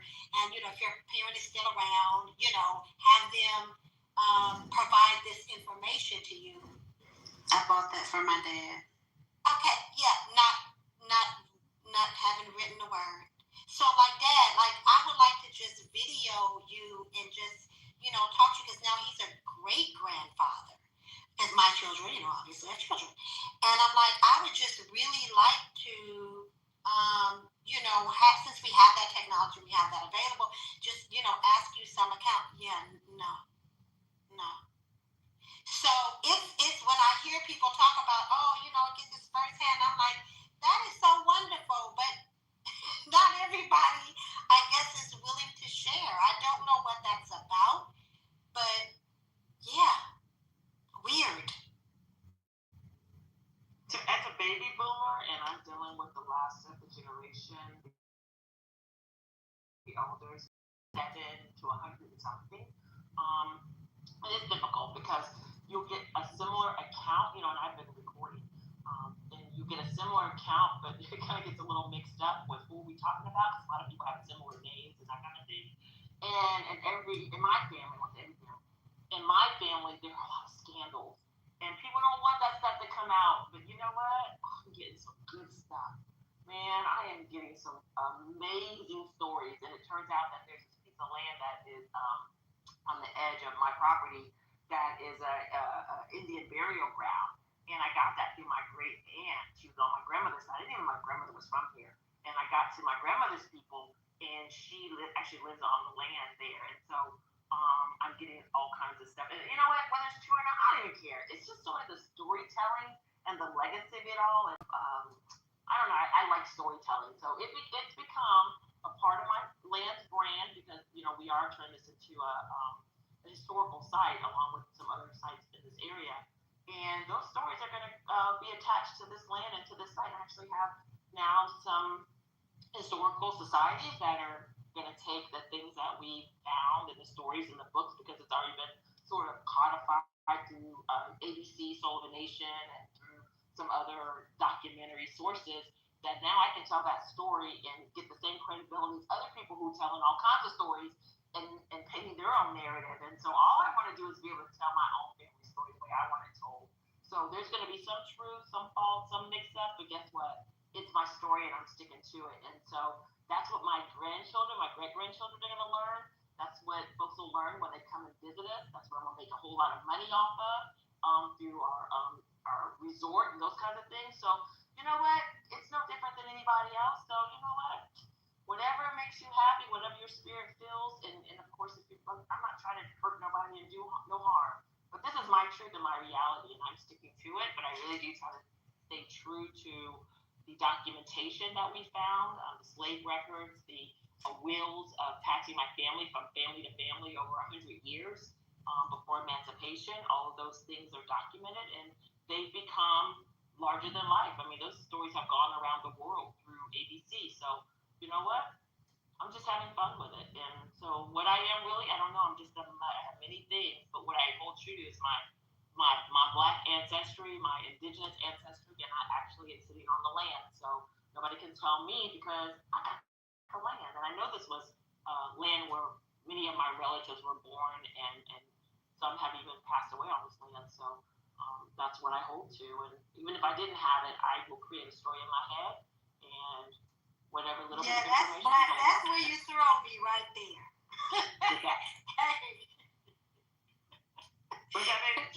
You throw me for a loop when you say whatever story is in your head. Like, there's a such thing as the truth. And I, being a lover of the truth, and God bless you for however you want to tell your story. That is your story. We're not kinfolk, so I have no vested interest on how you tell your story. Yeah, here's the thing. Let me preface it with that. But let me say that as a person who is a lover of the truth, this is why I wanted my dad's account. You know, I asked him specifically about, we were having a room, or I was in a room where they were talking about slavery and the history of some people, lineage in this country, And I'm like, okay, you know, Dad is what, 86? You know, let me see if his grandmother had shared with him something that her grandmother had shared with her. Let me see if I can get to some account of an account. And I remember him saying, we were focused on living and just trying to live with this, let nobody tell no stories. And I was like, oh, wow. Because, and I'll just say this, my motive is for my grandchildren.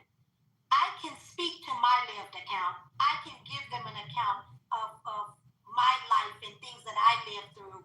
But I want to go back because I'm seeing the difference. I'm seeing the change in the landscape. I'm seeing the revisionist history in real time take form and take shape. So I, you know, as the matriarch of my family, want to be able to give my grandchildren something that comes from me, that I can say, this is truth. You know what I'm saying? And so,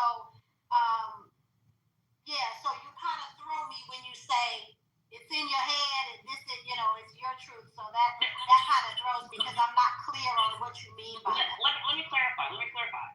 We have a 500-page book, and that book is primarily documents. That documents the stories were told, and I have a cousin who was an attorney at Cornell, very, very brilliant man. And I have another cousin who has a degree, and he is a history professor in Ohio, University of Ohio. They collaborated on the documentation they had to help pull this together. We had ABC come in, and we had to show them the documentation for them to do this. If you go on YouTube, there's the Alabama Black Magrooters. All of that is documented truth.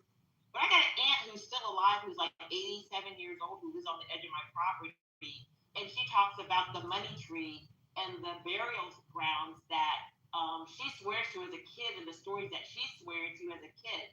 Well, I don't know because I'm just taking her story, but I recorded it. So that is oral history.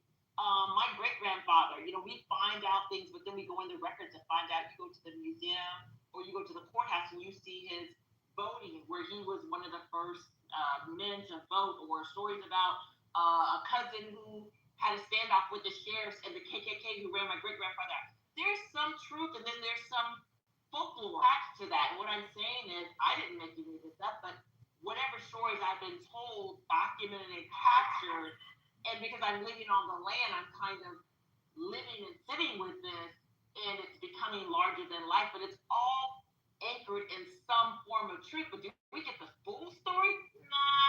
But can we kind of make a leap from one place to another to kind of make it make sense? That takes some speculation, and it's not going to be an exact truth. And so I'm not lying about anything. I'm just saying, to get from here to there, this is a story that was told, and this is what was passed forward. Thanks for clarifying it like it's that. It's not my history. It's the history of the ancestors that we're trying to piece together. We had over 1,000 acres, so guess what? They're both, my great-great-grandfather is Charles Magruder Sr., my great-grandfather is Charles Magruder Jr. Who owned the land? Was it Sr. or Jr.? One of them owned the land, but it didn't really matter because both of them were in my family, and I now own the land. So those kinds of things, and some of those stories got mixed up. How did we get the land? Did the slave owner, who was a white cousin, help him buy the land? land, or did he get it on his own? We don't really quite know. So there's like 4 or 5 different assumptions as to how he possibly came by the first acreage of the land. So that's really what I'm talking about. I'm not talking about making up my own stories. I'm saying there's stories that have been passed down that we're passing forward. Some of them kind of don't quite make sense, but there's got to be some truth in there. That's all I would say, really. I'm not going beyond that. I appreciate you for clarifying your point. Yeah, and I didn't maybe he worked for the land. Like maybe he actually earned the land. So that weren't given now. So what happened was before emancipation, we were passed from in the 1700s, the slave owner who had impregnated a melanated woman who was more than likely an indigenous person. When he died, he willed my family to his daughter. And in the will, it said that none of the Magruders, my particular family, could be passed to the men in the family. So when she died, she willed us to her daughter, which was like a great niece or whatever. So you got these enslaved people who show up in the records of the death benefits, because we were on the in the financials, like property, was just my family's name of my great grandfather, his children, his grandchildren, those kinds of people. We were always listed, and we were passed from family to family. When she died, it was in the will that we couldn't be passed to the man, so we ended up being a ward of the state, and they were getting ready to make a decision whether or not we could be freed. But before they could actually free us, emancipation happened, so we were automatically freed. Well, with the executor of states and stuff like that, especially plantations, that plantation overseer, whatever, who was a family member, these are all white Magruders, he basically allowed my great-great-grandfather to be a sharecropper on part of the white plantation land, and then from there he purchased it, and then they kept expanding and buying more and more land. So I have a combination of different kinds of land that was bought and owned, and that's kind of how the story goes. But did he have the money because he did work?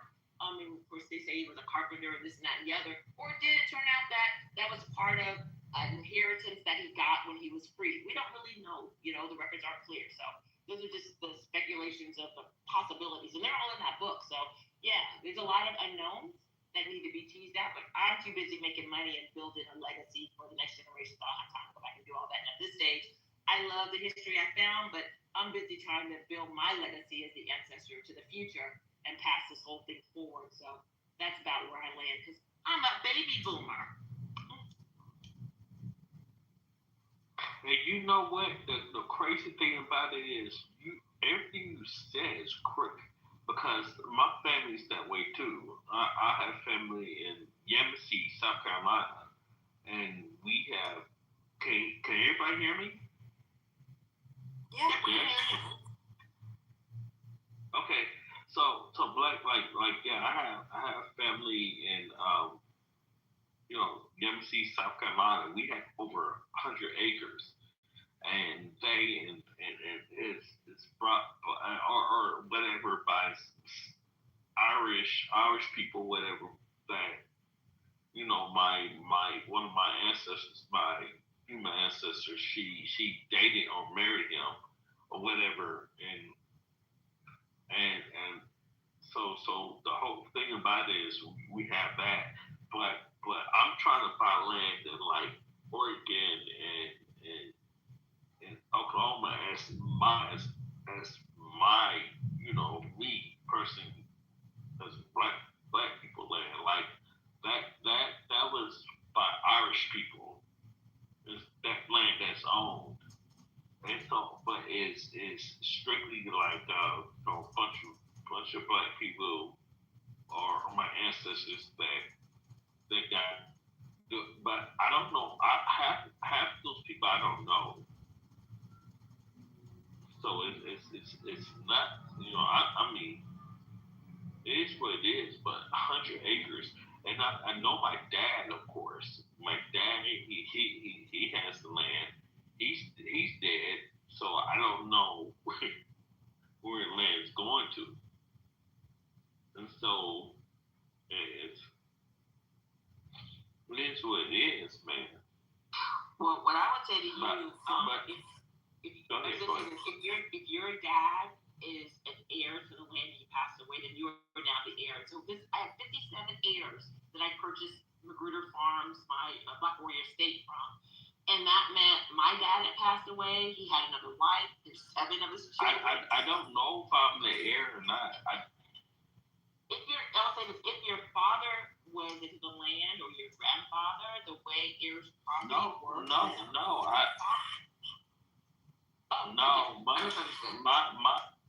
My half sisters, you know, they did bloodline also, but you know, that's my dad. But I mean, you know, that was my grandmother's land. I mean, but it was born from Irish, you know, bullshit. So I don't know if I want to claim it or I just maybe don't want to have nothing to do with it. But I'm trying to make land for us as Black people, you know, like in Oklahoma and Oregon. So I'm really trying to do that rather than trying to claim land that I don't know if it's truly mine. Well, all right. So I'm speaking. So you got one person that's making up stories. You got another nigga, and the people in the chat push me to this, right? I wasn't gonna say shit.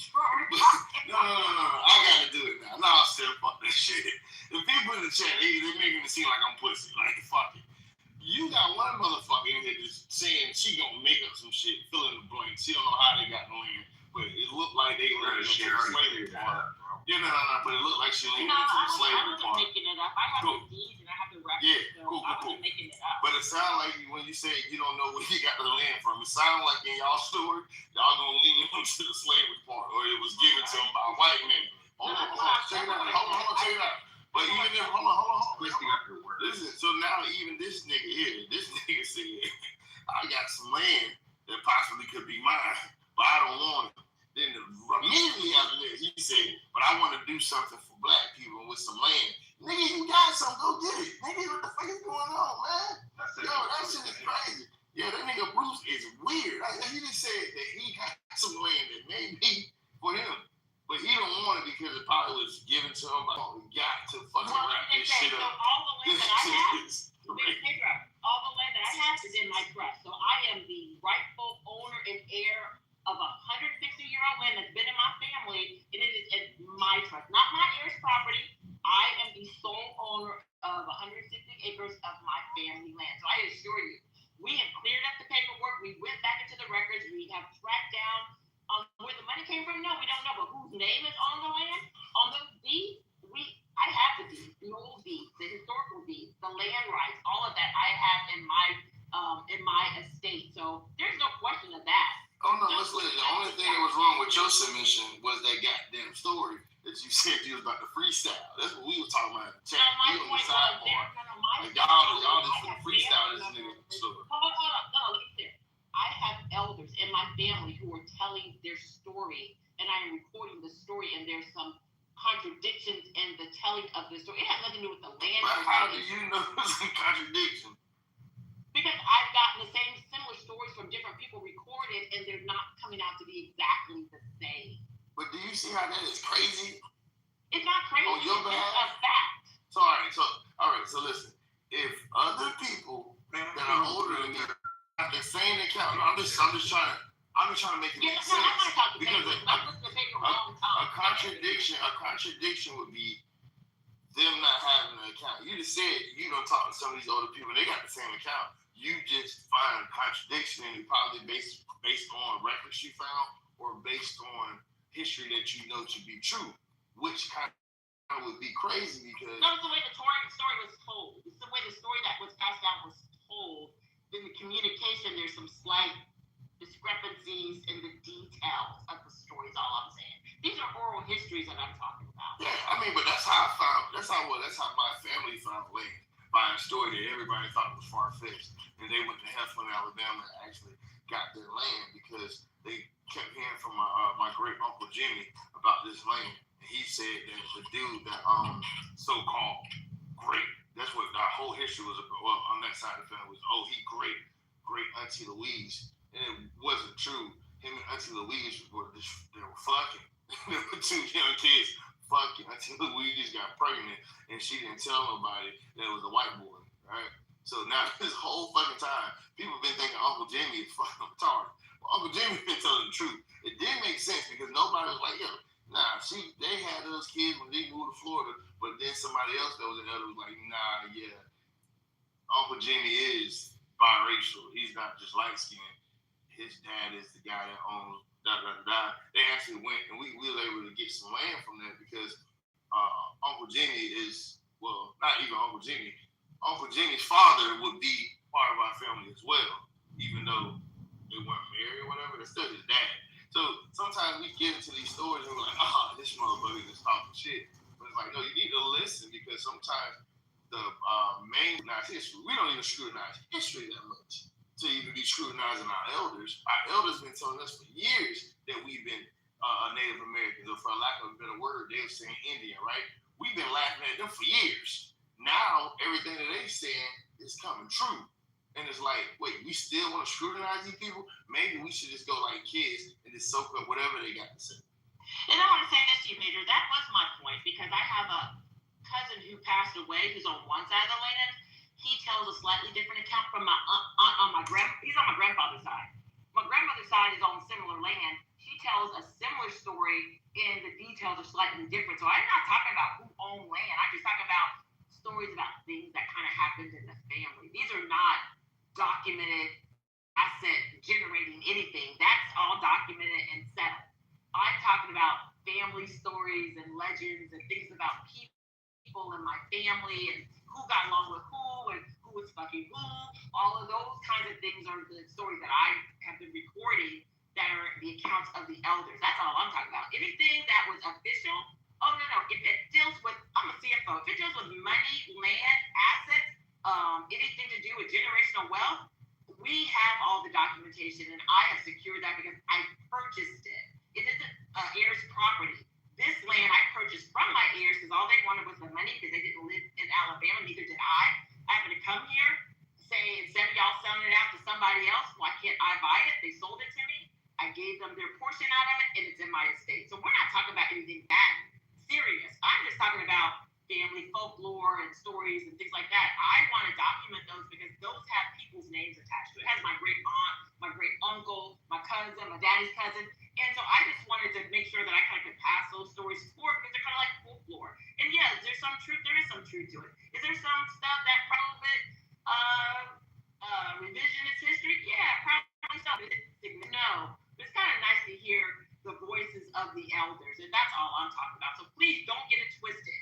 This 160 acres that I'm on went from deed to deed to deed, and my family and I am the current executor of the estate. So please don't get it twisted in my conversation. I wasn't talking about anything serious. I was just talking about stories and sort of the humor of family dynamics. And yes, there's always something. But it's still kind of crazy not to have the. All right, so in my family, what we do is we argue about this all the time. So I feel like I'm just sharing with family, right? So when they try to say, well, nah, that's not the true story. Like we have like family reunions every year. And then, we write down things. Some people go back to history, the oldest person in the family talks. And then sometimes you get some person like, oh, well, that was his dad account.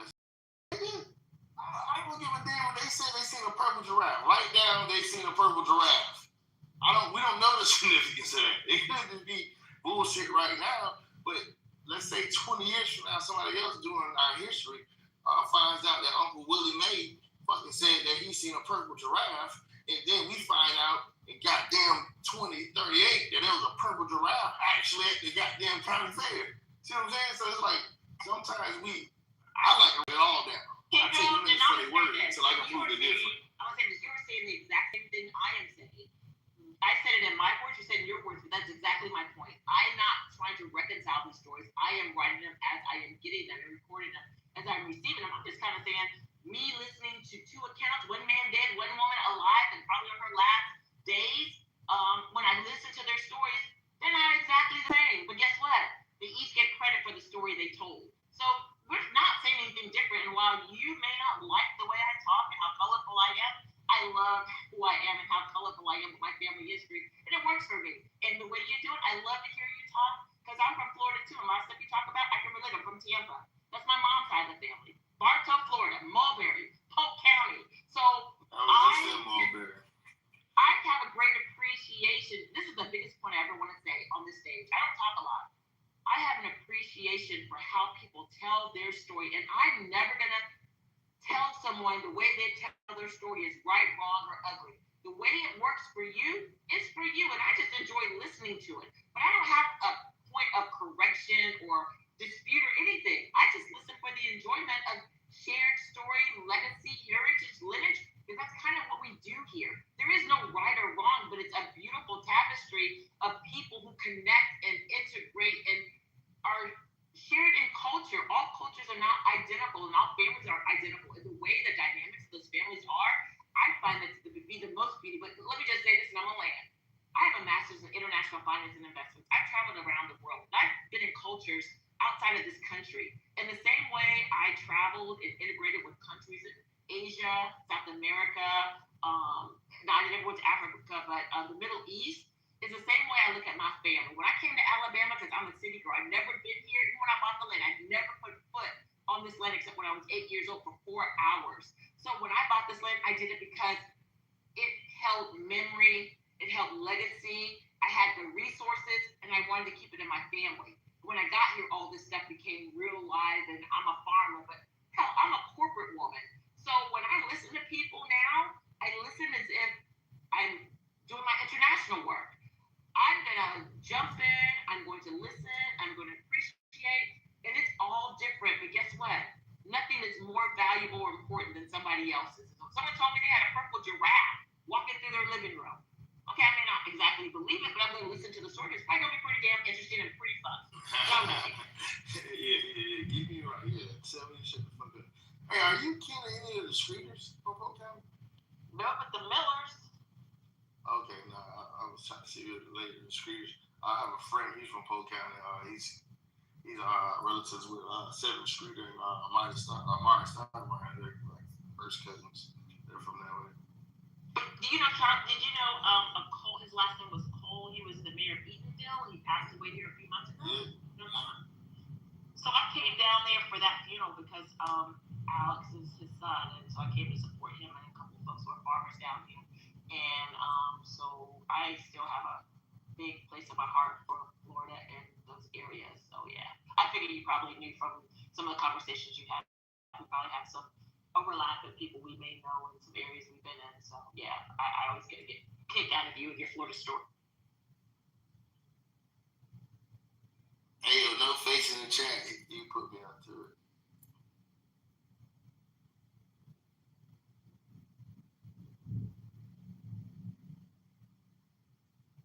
All right, y'all, carry on. I'm done for the night. I'm just gonna get back to my little spot of just listening and hanging out. Hey, no face, where you from, bro?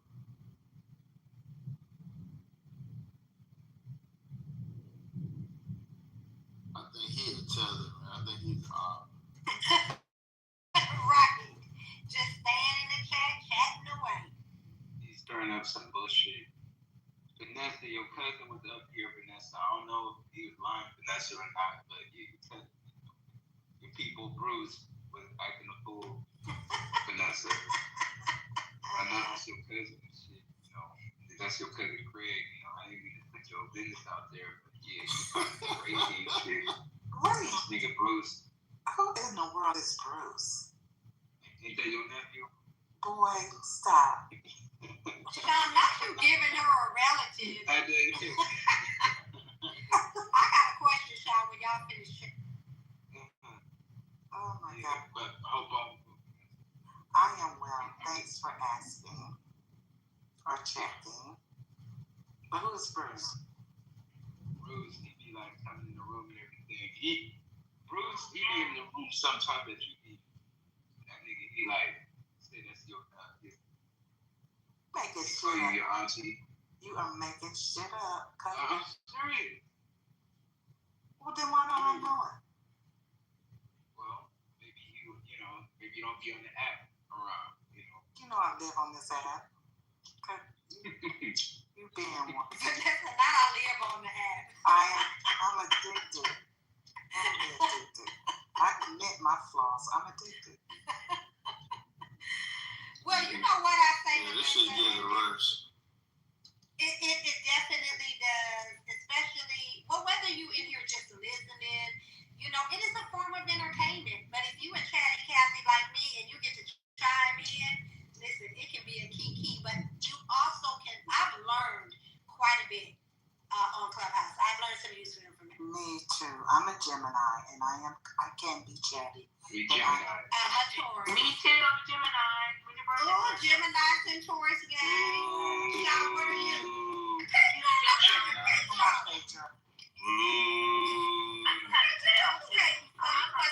You must be, hold on, Kim, you must be a Cancer. No, what? Wait, hold on. There's the king of the jungle in every aspect. Yeah, I knew you were going to I'm not talking about king of the jungle based on the character. I'm talking about the best of the best. When's your birthday? Come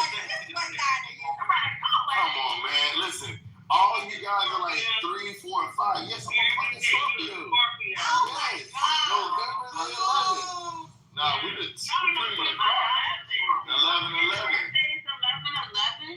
11. I'm the chosen one. I can tell y'all that. Damn, Pedro. I keep telling niggas I'm the chosen one, but you know. But we don't pay it no mind. It's okay. Let him pay Jesus no mind. I'm May 30th. Look at the reference. May 30th. Gotcha. May 29th. May 11th, period. May 29th. Oh, shit. I don't think I've ever May seen shit. something Gemini. Cancers are the worst. Cancers cry all day. Geminis, y'all cool. Two-faced it. It's not two-faced it. It's just like night and day. Like a Gemini can go from just having a great time to murder. Multiple personalities. That's all. Yeah, it's like, come on. It's like, No, like you wonder you in the chat crying. You a Cancer. Cancer is And you no more friends. Oh, that's you, no more friends. Man. You ain't coming on stage to defend yourself, so I'm gonna get in your, you know what I mean? Pause. But yeah, Cancers cry a lot. They like what's that singer name? Cry all the time. Keith Sweat. Yeah. I thought you were talking about Tyrese Gibson. No, he don't cry. Now come on, not too much on time. They can skip Capricorn too. That's one that we can skip. It's like this. Ooh. We did top.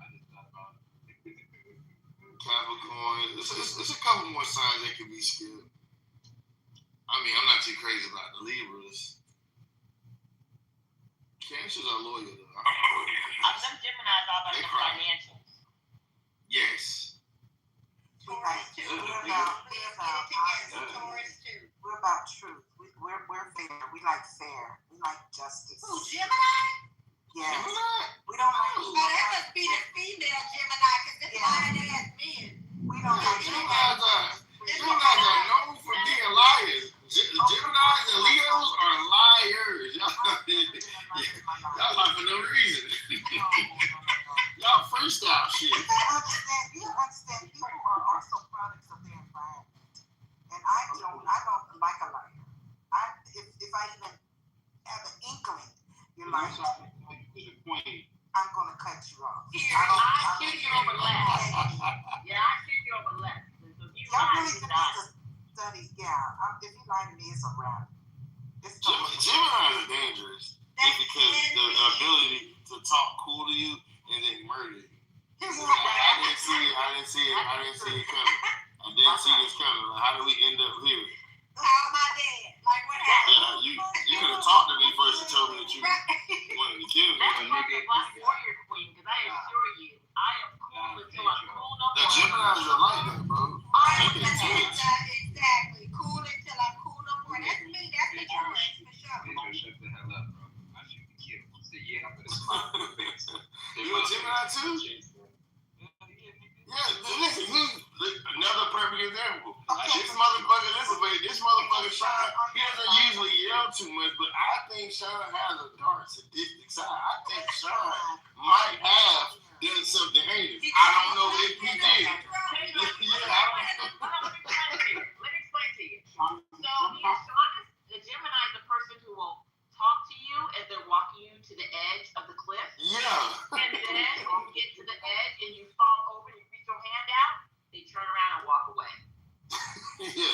Real mafioso, like real mafioso. Brutal. No, I think what people don't understand about the split personality is what you refer to it as. What it is we adapt quickly. So nothing throws us off. Think it's split personality, it's adaptation. Anything you bring at us is not going to floor us. We just adapt. Nah, Vanessa, y'all got like 6 different people in y'all head that y'all all are at the same time. We don't. A rejection, you might cause the way a person talks to you or treat you, you might see it as rejection. We see it as your loss. Next.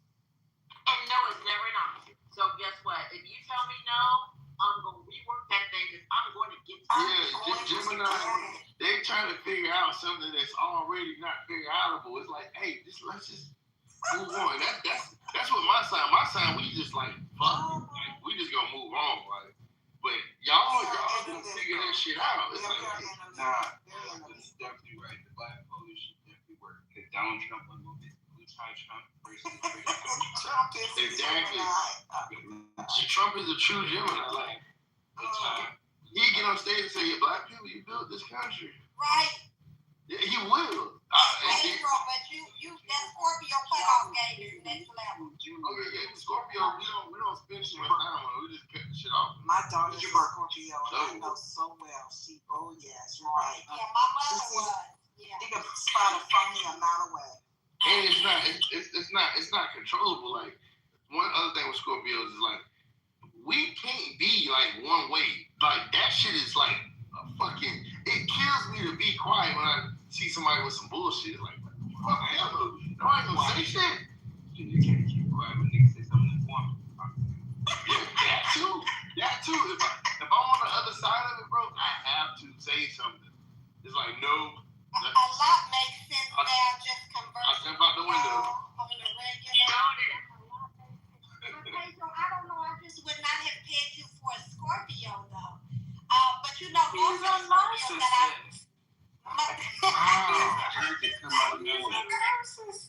What the fuck is Erica? Erica gotta be a Cancer. No, let me see. I don't know. Aries. Erica. Aries? Aries. Oh, my dad's an Aries. Okay. I love Aries. Aries with beautiful. like I do too. Aries in the building. What y'all say? What Aries so beautiful.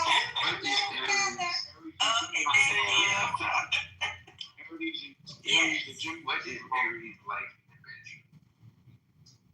Well, take a Gemini to ask a question. Of course it will.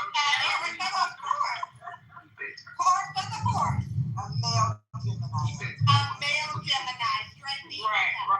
My bad. Male Gemini. Okay. Passionate, intense. Look at he still reaching my okay. Ruled by Mars, the planet with desire, drive, energy. Because of that, their partners are often portrayed as very passionate, spontaneous, and physically expressive. Aries are Directed by what they want. Leaders. Geminis are good matches. Well, Erica is definitely directed on what she wants. She wants keystone. Okay, adventurous and excited by the challenge. Excitement, putting. No damn tree stone.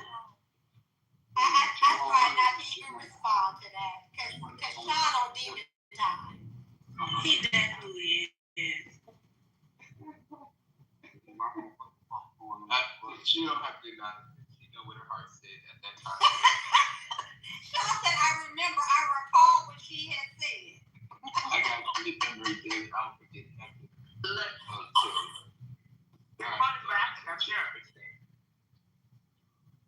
Like I said, people say bipolars Geminis are bipolar. That's because it's a situation where you want to be nice one day, where you like Mother Teresa, next moment you want to be on some Tupac shit, and we bomb first. Because Tupac was a Gemini, wasn't he? No? June 16th? Yeah. So was Kanye, so is Einstein, so is Tupac, Kanye, fucking Donald Trump. Yes, that's not a good list. No, but it's all the crazy people. It's the crazy people. You can call it crazy. Yeah.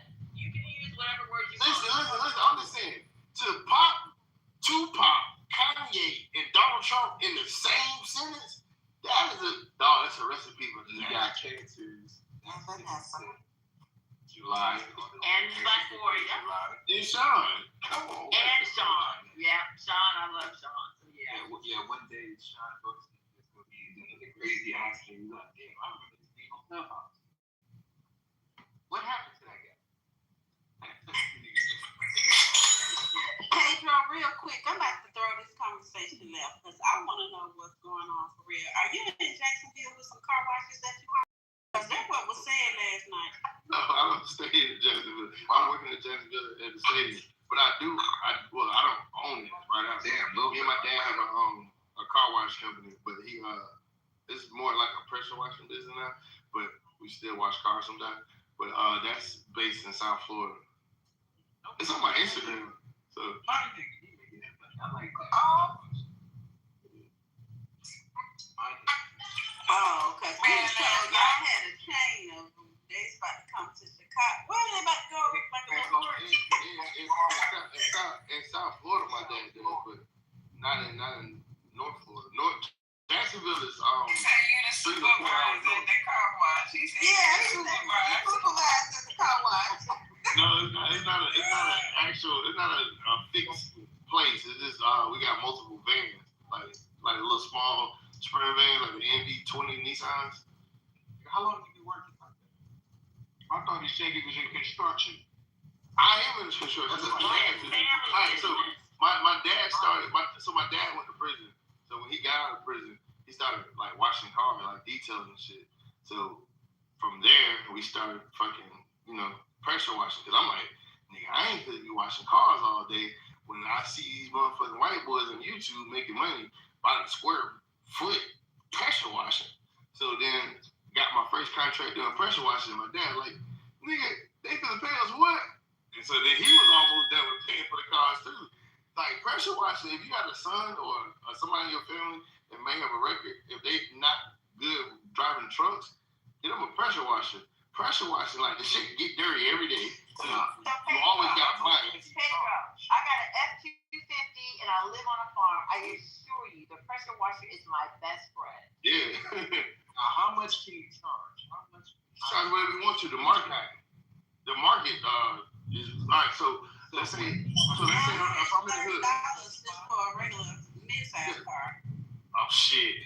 All right, so for if you talking cars in South Florida, that is like $150 for a detail.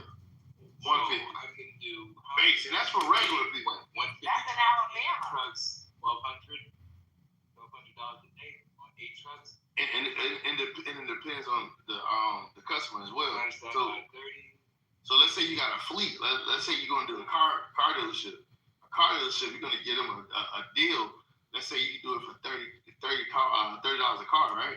But you gotta remember, car dealership is gonna have 200 cars. Yeah. $4,500. And you're not even wasting that much chemicals because these cars don't move. The insides are not dirty. Like you haven't been on test drives in these cars. The cars aren't filthy. You probably got a little dust on the floorboard. That's so nothing. How many times will these people be called? $4,500.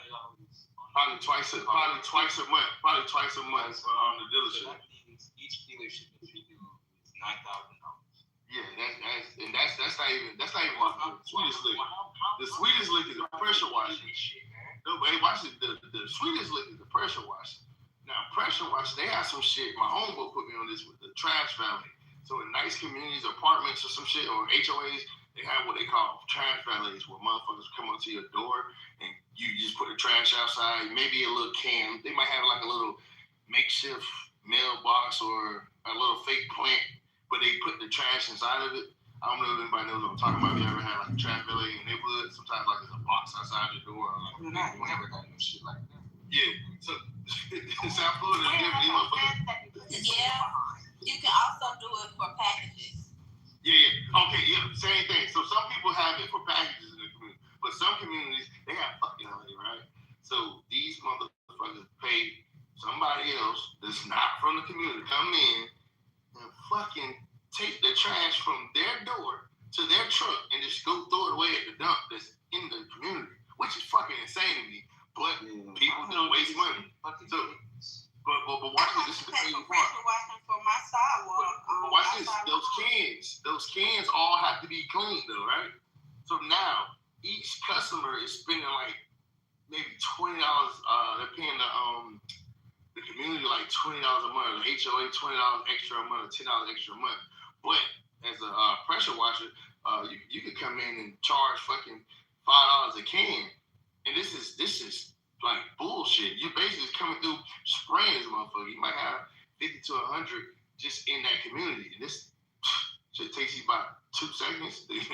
Pull up with your truck, spray the bit, keep moving. It's like easy, simple shit. Pressure washers are cheap code. Pedro, help me out. How can I get like 10 ex-cons and like make 100,000 a month? You don't even need 10 ex-cons. I'd probably say start out with five of them, or just 5 motherfucking young people. 5 ex-cons. From Tribe Court. Okay. I'll just go to the local Tribe Court and get 5 ex-cons. You can go to your local workforce as well, because when you go to your local workforce, they already have the long-term insurance. I'm gonna do it like I do the motherfucker. Hey, Bravo, jobs. I like using like younger kids though, like teenagers, right? On this spot. Yeah, you can use them, and you can also have community service hours that you can sign off on them, and sometimes you may not have to pay them. That's why you're on my phone. You can let them work for tips, and you can sign off on community service hours. That ain't why I do it. All right, that was not paid. They already paid bad sales off. So the reason why I like it is because most of these guys are physically fit already, and they're not on bullshit. No, for real, but listen. Yeah, but hold on, Sean. Let me show you. Let me be serious and tell you why I like the high school kids. Because so these dudes are physically fit, right? Most of them are playing sports every day, and then guess what? They all can pass the background check. So some of these HOAs and some of these businesses, they not just gonna let anybody in that motherfucker. So certain people can't go. Like my dad can't go to certain things just because he has a history, and he only has a drug charge. But when we have like the fucking it don't matter. That nigga's a criminal. No. I'm talking about just the level of severity. So Palm Beach, they have this thing called Peter Island. John F. Kennedy has a bunker on like a little island where we're from. But even to go over there in the parking lot, you need a clearance to go over there. Like you have to be cleared. Like you have to be like by the government. So a lot of people can't pass that shit. You gotta be clear what, COVID? No, you gotta be cleared. Like have a clearance. Background check. So listen, if you ever been like an habitual driver, you can't go over there. Like if you that nigga said you gotta be clear, like see through. I'm trying to clarify. Let me show you how crazy it is. Red, if you ever had 3 consecutive like suspended license, you won't be clear to go on the thing. I'm fucked. Like the shit, they dead ass serious about shit. Like they not bullshitting at all. I've been X'd out there. You know how many times I gotta come driving on suspended license, nigga, listen, I ain't had a license for like 10 years, nigga. Listen, when I got my license back, that shit felt like getting out of jail, nigga. That's why young people are best to use, because it's like, unless they some heinous motherfuckers. Come on, let's got a young nigga that's like fucking cheap keys. I need somebody responsible, bro. I need somebody that got a little more responsibility. Like nigga that's 15, bro. Will they really take a job this serious if they can be able to scoop up what? Extra $30? I mean, we gotta show them the value in what they doing right now is gonna benefit them in the long run, bro. If a nigga don't listen, bro, it's just like, look, the same lure that we give to illegal shit is the same lure that we need to create around legal shit. need to make this legal shit cool for these to be a part of, right? Yeah, that's what we need to do. But you can charge shit for like, all right. So let's say we just did it. We just did a dude like 2 months ago. He gets it done every like December. His house like has like this tile roof like. So why? So this motherfucker, we charge this motherfucker $25. So it only takes like half a day to do it. Get chemical, you get up on the roof, and you fucking just pressure wash it. But the kid, this is how you get them interested in doing something right. How much y'all think I get the kid out of this shit? Hell no, man. Well, you can't cheat the little nigga, bro. You can't cheat the little nigga. No. You can't cheat the little nigga, bro. $650. It's nothing but chlorine, and we already got like a surplus of that shit. So you saying when I said 500, that was a low number? Yeah, it's low, but it ain't too low. You went too far off. But what I'm saying is, you're gonna keep an interest. So a kid in a day, and come on, he made $600. It's like, dang, I'm ready to go back to work. Hey, when's the next one? So now, guess what he doing? Hold on, so guess what he doing now? Now he doesn't even want to do the day-to-day, the traffic. Like, this is how you see who wants to move up, right? So this is a special kid. This is the one that's already been working, coming on time, showing up. So now, guess what he gonna do? Shit, hey yo, it's one of those roofs in my neighborhood. So it's like kind of like a word of mouth. Now he going to find another job. See what I'm saying? He immediately going to find out how I can do this again. That's what I'm saying. That's kind of why we right there. We gotta make this legal money cool for these young niggas that want to go. It's like a trap.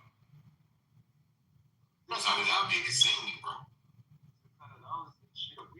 These houses. No, not a week for the day. So this was a weekend. This was a weekend job. He did it with my dad. How much shit did you knock down?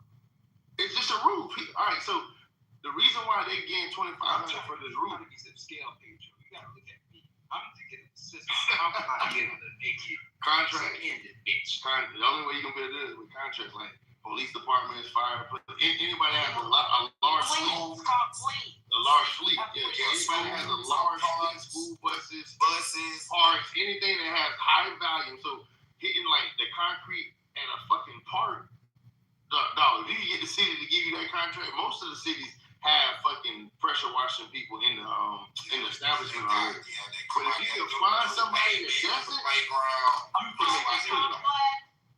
Apartment complexes go too, but the city is really where, bro, if y'all can find somebody that doesn't, like a little small community that don't have it, like don't have their own like big city worker. Pressure washing being bro, something like that. Dog, I'm telling you, bro, this is bad, bro. We had pressure washing business and traffic removal. We had this one for this little municipality right outside of Jupiter, Florida. Bro, we was getting handed with a fence for that motherfucker. But then they, caught on and they hired people for their city to do it. By the hour, right? Public, right? Public, what you mean?